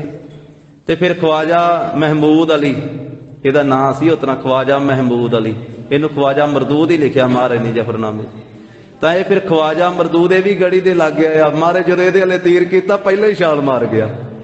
ਉਹ ਜਫਰਨਾਮੇ 'ਚ ਗਰੀਬ ਨਵਾਜ ਨੇ ਆਖਿਆ, ਔਰੰਗਜ਼ੇਬ ਨੂੰ ਲਾਹਣਤਾਂ ਪਾਉਂਦੀਆਂ ਵੀ ਇਹੋ ਜਿਹੇ ਤੇਰੇ ਜਰਨੈਲ, ਜਿਹਨੂੰ 10 ਲੱਖ ਦਾ ਜਰਨੈਲ ਬਣਾ ਕੇ ਤੂੰ ਭੇਜਿਆ ਸੀ, ਜੇ ਸਾਡੀ ਨਿਗਾਹ ਦੇ ਸਾਹਮਣੇ ਆ ਜਾਂਦਾ ਨਾ ਤੇ ਇੱਕ ਤੀਰ ਇਹਨੂੰ ਵੀ ਬਖਸ਼ ਦੇਣਾ ਸੀ। ਤਾਂ ਕਹਿ ਰਿਹਾ ਹੈ ਇੱਥੇ ਵਜੀਦਾ ਵੀ ਜਿਹੜਾ ਖਵਾਜਾ ਹੈ, ਖਵਾਜੇ ਮਰਦੂਦ ਵਰਗੇ, ਉਹ ਵੀ ਡਰ ਡਰ ਕੇ ਥੱਲੇ ਹੀ ਦਬ ਗਏ। ਰਹੇ ਦੂਰ ਉਰ ਤਰਾਸਤ ਸਭ ਕੇ, ਤੇ ਸਾਰਿਆਂ ਦੇ ਹਿਰਦੇ ਵਿੱਚ ਡਰ ਸੀ, ਸਾਰੇ ਗੜੀ ਤੋਂ ਦੂਰ ਹੀ ਰਹੇ। ਅਕਸ਼ੈ ਸੰਗਨ ਘੇਰਾ ਪਾਇਓ, ਭਾਵੇਂ ਅਸੀਂ ਅਤਸ਼ੈ ਕਰਕੇ ਸੰਘਣਾ ਘੇਰਾ ਪਾਇਆ ਸੀ, ਨਿਕਸ ਗਇਓ ਨਹਿ ਕਿਨ ਦਰਸਾਇਓ, ਪਰ ਫਿਰ ਵੀ ਸਾਡੇ ਵਿੱਚੋਂ ਹੀ ਨਿਕਲ ਗਏ। ਏਡਾ ਬਹਾਦਰ ਗੁਰੂ ਗੋਬਿੰਦ ਸਿੰਘ। ਅਸੀਂ ਇੰਨਾ ਵੱਡਾ ਘੇਰਾ ਪਾਇਆ, ਗੜੀ ਦੇ 4 ਛਪੇਰੇ ਸਾਡੀ ਫੌਜ ਪਹਿਰੇ ਦਿੰਦੀ ਸੀ, ਹਜ਼ਾਰਾਂ ਦੀ ਗਿਣਤੀ ਦੇ ਵਿੱਚ ਤਾਂ ਰਾਤ ਨੂੰ ਪਹਿਰੇਦਾਰ ਹੀ ਸੀ, ਬਾਕੀ ਲੱਖਾਂ ਦੀ ਗਿਣਤੀ 'ਚ ਸਾਡੀ ਫੌਜ ਸੀ, ਪਰ ਸਾਡੇ ਵਿੱਚੋਂ ਹੀ ਨਿਕਲ ਗਏ। ਉੱਚ ਕੋ ਪੀਰ ਭੇਦ ਤਨ ਤਾਰਾ, ਤੇ ਫਿਰ ਉਸ ਤੋਂ ਬਾਅਦ ਇਹਨਾਂ ਨੂੰ ਪਤਾ ਲੱਗ ਗਿਆ ਨਾ ਬਾਅਦ ਵਿੱਚ ਵੀ ਮਹਾਰਾਜ ਤਾਂ ਉੱਚ ਦੇ ਪੀਰ ਬਣ ਕੇ ਨਿਕਲ ਗਏ। ਉਹ ਵੀ ਦੱਸ ਰਿਹਾ, ਕਹਿੰਦਾ ਵੀ ਫਿਰ ਅਸੀਂ ਸਾਰੇ ਇਲਾਕੇ ਦੇ ਵਿੱਚ ਵੇਖਣਾ ਕੀਤਾ, ਲੱਭਣਾ ਕੀਤਾ, ਪਰ ਫਿਰ ਵੀ ਉੱਚ ਦਾ ਪੀਰ ਐਸਾ ਲਿਬਾਸ ਧਾਰਨ ਕਰ ਲਿਆ ਸਰੀਰ ਤੇ। ਸਣੇ ਮਗ ਗੀਤ ਪ੍ਰਧਾਨ, ਫਿਰ ਤਾਂ ਹੌਲੀ ਹੌਲੀ ਰਸਤਾ ਤੈਅ ਕੀਤਾ ਉੱਚ ਦਾ ਪੀਰ ਬਣ ਕੇ। ਸਾਡੀ ਫੌਜ ਦੇ ਕੋਲੋਂ ਹੀ ਮੱਥਾ ਟਿਕਾ ਕੇ ਚਲੇ ਗਏ। ਜਿਹੜੇ ਸਾਡੇ ਜਰਨੈਲ ਪੜ੍ਹਨ ਵਾਸਤੇ ਬੈਠੇ ਸੀ, ਉਹਨਾਂ ਕੋਲੇ ਰਾਤ ਰਹਿ ਕੇ, ਵਿੱਚੇ ਰਾਤ ਰਹਿ ਕੇ ਤੇ ਦਿਨੇ ਉਹਨਾਂ ਨੇ ਮੱਥਾ ਟੇਕਿਆ, ਨਾਲੇ ਮੋਹਰਾਂ ਟੇਕੀਆਂ, ਉਹਨਾਂ ਤੋਂ ਨਮਸਕਾਰ ਕਰਾ ਕੇ ਤੇ ਵਿੱਚੋਂ ਹੀ ਮਾਰੇ ਚਲੇ ਗਏ। ਕਿੱਡਾ ਵੱਡਾ ਜਿਗਰਾ, ਕਿੱਡਾ ਵੱਡਾ ਹੌਸਲਾ, ਕਿੱਡੀ ਵੱਡੀ ਗੱਲ। ਤਾਂ ਕਹਿੰਦਾ ਵੀ ਹੌਲੀ ਹੌਲੀ ਸਾਰਾ ਜਿਹੜਾ ਪੈਂਦਾ ਫਿਰ ਤੈਅ ਕੀਤਾ। ਅਨਕ ਜਤਨ ਤੇ ਪਾਏ ਨਾ ਜੋ, ਜਿਹੜਾ ਅਨੇਕਾਂ ਯਤਨ ਕਰਨ ਦੇ ਨਾਲ ਜਿਸ ਨੂੰ ਅਸੀਂ ਫੜ ਨਹੀਂ ਸਕੇ, ਮਾਰ ਨਹੀਂ ਸਕੇ। ਰਣ ਕਰ ਮਾਰ ਲੀਨ ਹਮ ਸੋ, ਇੱਕ ਪੂਰੇ ਚੌਧਰੀ ਆ ਉਸ ਗੁਰੂ ਗੋਬਿੰਦ ਸਿੰਘ ਨੂੰ, ਏਡੇ ਬਹਾਦਰ ਗੁਰੂ ਗੋਬਿੰਦ ਸਿੰਘ ਨੂੰ ਹੁਣ ਜੰਗ ਕਰਕੇ ਅਸੀਂ ਮਾਰ ਲਿਆ ਹੈ। ਇਸ ਕੋ ਹਜ਼ਰਤ ਨਿਸ ਦਿਨ ਕਾਖਿਓ, ਜਿਸ ਗੁਰੂ ਨੂੰ ਫੜਨ ਵਾਸਤੇ ਬਾਦਸ਼ਾਹ ਨੇ ਦਿਨੇ ਰਾਤ ਇੱਛਾ ਕੀਤੀ ਜਹ ਲੀਜੈ ਕੈ ਮਾਰਨ ਭਾਖਿਓ, ਤੇ ਸਾਨੂੰ ਆਖਿਆ ਬਾਦਸ਼ਾਹ ਨੇ ਵੀ ਜਾਂ ਗੁਰੂ ਨੂੰ ਫੜ ਲਓ ਜਾਂ ਮਾਰ ਦੇਵੋ। ਤਾ ਬਸ ਹੋਏ ਲਿਖ ਬਹੁ ਬਾਰ, ਔਰੰਗਜ਼ੇਬ ਨੇ ਚਿੰਤਾ ਦੇ ਵਸ ਹੋ ਕਰਕੇ ਬਹੁਤ ਵਾਰੀ ਲਿਖ ਕੇ ਸਾਨੂੰ ਭੇਜਿਆ, ਅਤੇ ਖੁਦਾਏ ਦੀਨ ਦੇ ਅਮਾਜੀ, ਪਰ ਉਹ ਕੰਮ ਅੱਜ ਬਣਿਆ ਕਪੂਰਿਆ। ਅੱਜ ਖੁਦਾ ਨੇ ਸਾਨੂੰ ਜਿੱਤ ਦੇ ਦਿੱਤੀ, ਫਤਿਹ ਦੇ ਦਿੱਤੀ ਹੈ। ਅਸੀਂ ਗੁਰੂ ਗੋਬਿੰਦ ਸਿੰਘ ਨੂੰ ਮਾਰ ਲਿਆ ਹੈ। ਯਾਦ ਹਰਖਤ ਪਰਵਾਤ, ਨਾਲੇ ਪਿਛਾਂਹ ਨੂੰ ਘੋੜਾ ਭਜਾਈ ਜਾਂਦਾ ਹੈ, ਸਰਹੰਦ ਦਾ ਸੂਬਾ ਆਪਣੀ ਫੌਜ ਨੂੰ ਨਾਲ ਭਜਾਈ ਜਾਂਦਾ, ਤੇ ਨਾਲੇ ਖੁਸ਼ੀ ਵਿੱਚ ਇਸ ਤਰ੍ਹਾਂ ਕਪੂਰੇ ਨਾਲ ਗੱਲਾਂ ਬਾਤਾਂ ਕਰਦਾ ਜਾ ਰਿਹਾ ਹੈ। ਕਰਤ ਕਪੂਰੇ ਸੋ ਮਗ ਜਾ, ਰਸਤੇ ਤੇ ਜਾਂਦਾ ਹੋਇਆ ਕਪੂਰੇ ਨਾਲ ਕਰਦਾ ਜਾਂਦਾ ਇਹ ਗੱਲਾਂ। ਜਲ ਸਥਾਨ ਤੇ ਝੁਕਾਇਓ ਝਾਲਿਓ ਢੇਰਾ, ਤਾਂ ਇਸ ਤਰੀਕੇ ਨਾਲ ਪਾਣੀ ਦੇ ਥਾਂ ਤੇ ਪਹੁੰਚੇ 10 ਕੋਹਾਂ ਦੀ ਦੂਰੀ ਤੇ ਪਿੱਛੇ, ਉੱਥੇ ਜਾ ਕੇ ਫਿਰ ਇਹਨਾਂ ਨੇ ਡੇਰਾ ਕੀਤਾ। ਜਿਨ ਜਾਣੇ ਜੜ ਮੁਦਤ ਬਡੇਰਾ, ਭਾਈ ਸੰਤੋਖ ਸਿੰਘ ਜੀ ਅਧਿਆਏ ਦੀ ਸਮਾਪਤੀ ਕਰਦੇ ਹੋਇਆ ਕਹਿੰਦੇ ਆ ਵੀ ਬਿਨਾ ਜਾਣਿਆ ਬਿਨਾ ਸਮਝਿਆ ਮੂਰਖ ਖੁਸ਼ ਹੋ ਰਿਹਾ ਵਾ, ਕਿ ਇਹਨੂੰ ਪਤਾ ਹੀ ਨਹੀਂ ਵੀ ਉਹ ਤੇ ਚੜ੍ਹਦੀ ਕਲਾ ਵਿੱਚ ਪਿੱਛੋਂ ਮਹਾਰਾਜ ਤੀਰ ਚਲਾ ਰਹੇ ਸੀ, ਬਿਨਾ ਜਾਣਿਆ ਹੀ ਖੁਸ਼ ਹੋ ਰਹੇ। ਇਹ ਫਿਰ ਚਲੇ ਗਏ ਆ ਤੇ ਫਿਰ ਮਹਾਰਾਜ ਸਾਹਿਬ ਜੀ ਉੱਥੋਂ ਘੋੜੇ ਤੇ ਸਵਾਰ ਹੋਏ ਛੇਤੀ ਦੇ ਨਾਲ। ਕਿ ਇਹ ਕਿਹੜੇ ਸਾਡੇ ਪਿਆਰੇ ਸਿੰਘ ਜਿਨ੍ਹਾਂ ਨੇ ਸਿਦਕਰਾ ਕਰਕੇ ਤੇ ਤੁਰਕਾਂ ਦੀ ਫੌਜ ਨੂੰ ਸਾਡੇ ਤੀਕ ਨਹੀਂ ਪਹੁੰਚਣ ਦਿੱਤਾ। ਜਦੋਂ ਛੇਤੀ ਨਾਲ ਘੋੜੇ ਤੇ ਮਹਾਰਾਜ ਚੜੇ ਤੇ ਰਕਾਬ ਟੁੱਟੀ, ਉਸ ਵੇਲੇ ਉੱਥੇ ਵੀ ਅਸਥਾਨ ਬਣਿਆ। ਤੇ ਫਿਰ ਮਹਾਰਾਜ ਇੱਥੇ ਸਵਾ ਕੋ ਦਾ ਪੈਂਡਾ ਤੈਅ ਕਰਕੇ ਖਦਰਾਣੇ ਦੀ ਢਾਬ ਤੇ ਆਉਂਦੇ ਆ, ਜਿੱਥੇ ਸਿੰਘ ਸ਼ਹੀਦ ਹੋਏ, ਕਿਵੇਂ ਉਹਨਾਂ ਨੂੰ ਬਖਸ਼ਿਸ਼ਾਂ ਕਰਦੇ ਆ, ਕਿਵੇਂ ਭਾਈ ਮਹਾ ਸਿੰਘ ਜੀ ਜਿਹੜੇ ਸਹਿਕ ਰਹੇ ਸੀ ਉਹਨਾਂ ਨੂੰ ਦਰਸ਼ਨ ਦਿੰਦੇ, ਕਿਵੇਂ ਬਦਾਵਾ ਪਾੜਦੇ ਆ। ਇਹ ਕੱਲ ਦੇ ਪ੍ਰਸੰਗ ਵਿੱਚ ਆਵੇਗਾ ਸਾਧ ਸੰਗਤ ਜੀ। ਗੁਰੂ ਜੀ ਦੇ ਪਾਵਨ ਇਤਿਹਾਸ ਦੀ ਵਿਚਾਰ ਸਾਂਝੀ ਕਰਦਿਆਂ ਹੋਈਆਂ ਭੁੱਲਾਂ ਚੁੱਕਾਂ ਦੀ ਸਤਿਗੁਰੂ ਜੀ ਗੁਰ ਸੰਗਤ ਜੀ ਖਿਮਾ ਦੇਣੀ। ਦੇਹੋ ਸੱਜਣ ਅਸੀਸ ਅੜੀਆਂ ਜਿਉ ਹੋਵੇ ਸਾਹਿਬ ਸਿਉ ਮੇਲ। ਔਰ ਆਪ ਜੀ ਨੂੰ ਵਿਸ਼ੇਸ਼ ਬੇਨਤੀ ਹੈ ਸਾਧ ਸੰਗਤ ਜੀ, ਕੱਲ ਨੂੰ ਸੰਗਰਾਂਦ ਦਾ ਦਿਹਾੜਾ ਹੈ, 12 ਤਰੀਕ ਹੈ। ਫਲਗੁਣ ਆਨੰਦ ਉਪਾਰਜਣਾ ਹਰ ਸੱਜਣ ਪ੍ਰਗਟੇ ਆਏ। ਸਵੇਰ ਦੇ ਦੀਵਾਨ ਸ਼ਾਮ ਦੇ ਹਰ ਰੋਜ਼ ਦੀ ਤਰ੍ਹਾਂ ਇਸ ਸਥਾਨ ਤੇ ਸੱਜਣਗੇ। ਅੰਮ੍ਰਿਤ ਵੇਲੇ ਮਹਾਂਪੁਰਖ ਹਾਜ਼ਰੀ ਭਰਨਗੇ। ਸ੍ਰੀਮਾਨ ਸੰਤ ਜਗਜੀਤ ਸਿੰਘ ਜੀ ਹਰਖੋਵਾਲ ਵਾਲੇ ਮਹਾਂਪੁਰਖ। ਔਰ ਕੱਲ ਨੂੰ ਵਿਸ਼ੇਸ਼ ਦੀਵਾਨ ਗੁਰਦੁਆਰਾ ਸ੍ਰੀ ਹਟ ਸਾਹਿਬ ਸੱਜ ਰਹੇ ਹਨ, ਜੋ 10 ਵਜੇ ਤੋਂ ਲੈ ਕਰਕੇ 1 ਵਜੇ ਤੱਕ। ਸੋ ਸਤਿਕਾਰਯੋਗ ਮੈਨੇਜਰ ਸਾਹਿਬ ਭਾਈ ਗੁਰਪ੍ਰੀਤ ਸਿੰਘ ਜੀ ਰੋਡੇ, ਉਹਨਾਂ ਵੱਲੋਂ ਵਿਸ਼ੇਸ਼ ਬੇਨਤੀ ਹੈ ਸਮੂਹ ਸੰਗਤਾਂ ਨੂੰ ਕਿ ਸਾਰੀਆਂ ਸੰਗਤਾਂ ਨੇ ਪਰਿਵਾਰਾਂ ਸਮੇਤ 10 ਵਜੇ ਤੋਂ 1 ਵਜੇ ਤੱਕ ਜੋ ਇਹ ਸਮਾਗਮ ਹਨ ਉਹਨਾਂ ਵਿੱਚ ਹਾਜ਼ਰੀਆਂ ਭਰਨੀਆਂ, ਜਿਸ ਵਿੱਚ ਹਜੂਰੀ ਰਾਗੀ ਭਾਈ ਸਰਬਜੀਤ ਸਿੰਘ ਜੀ ਔਰ ਇਸੇ ਤਰ੍ਹਾਂ ਸ਼ਿਮਲੇ ਤੋਂ ਭਾਈ ਗੁਰਪ੍ਰੀਤ ਸਿੰਘ ਜੀ ਹਾਜ਼ਰੀ ਭਰ ਰਹੇ ਹਨ। ਤਾਂ ਹੋਰ ਵੀ ਗੁਰਮੁਖ ਪਿਆਰੇ ਗਿਆਨੀ ਮਲਕੀਤ ਸਿੰਘ ਜੀ ਹਾਜ਼ਰੀ ਭਰ ਰਹੇ ਹਨ। ਤਾਂ ਸਾਰਿਆਂ ਨੇ ਆਪ ਜੀ ਨੇ ਉੱਥੇ ਪਹੁੰਚ ਕੇ ਹਾਜ਼ਰੀਆਂ ਭਰ ਕੇ ਗੁਰੂ ਘਰ ਦੀਆਂ ਖੁਸ਼ੀਆਂ ਪ੍ਰਾਪਤ ਕਰਨੀਆਂ ਜੀ। ਹੇ ਗੋਬਿੰਦ ਹੇ ਗੋਪਾਲ ਹੇ ਦਇਆਲ ਲਾਲ, ਅਨਾਥ ਸਖੇ ਦੀਨ ਦਰਦ ਨਿਵਾਰ। ਹੇ ਸਮਰੱਥ ਅਗਮ ਪੂਰਨ ਮੋਹਿ ਮਇਆ ਧਾਰ। ਅੰਧਕੂਪ ਮਹਾ ਭਿਆਨ ਨਾਨਕ ਪਾਰ ਉਤਾਰ। ਆਏ ਪ੍ਰਭ ਸਰਨਾਗਤੀ ਕਿਰਪਾ ਨਿਧ ਦਇਆਲ। ਏਕ ਅੱਖਰ ਹਰ ਮਨ ਬਸਤ ਨਾਨਕ ਹੋਤ ਨਿਹਾਲ। ਕਥਾ ਨਿਤਾ ਪ੍ਰਤ ਹੋਤ ਹੈ ਸੁਨਹੁ ਸਿੰਘ ਸੁਜਾਨ। ਨਾਨਕ ਗੁਰ ਗੋਬਿੰਦ ਸਿੰਘ ਜੀ ਸਦਾ ਕਰੇ ਕਲਿਆਣ। ਨਾਨਕ ਗੁਰ ਗੋਬਿੰਦ ਸਿੰਘ ਜੀ ਸਦਾ ਕਰੇ ਕਲਿਆਣ।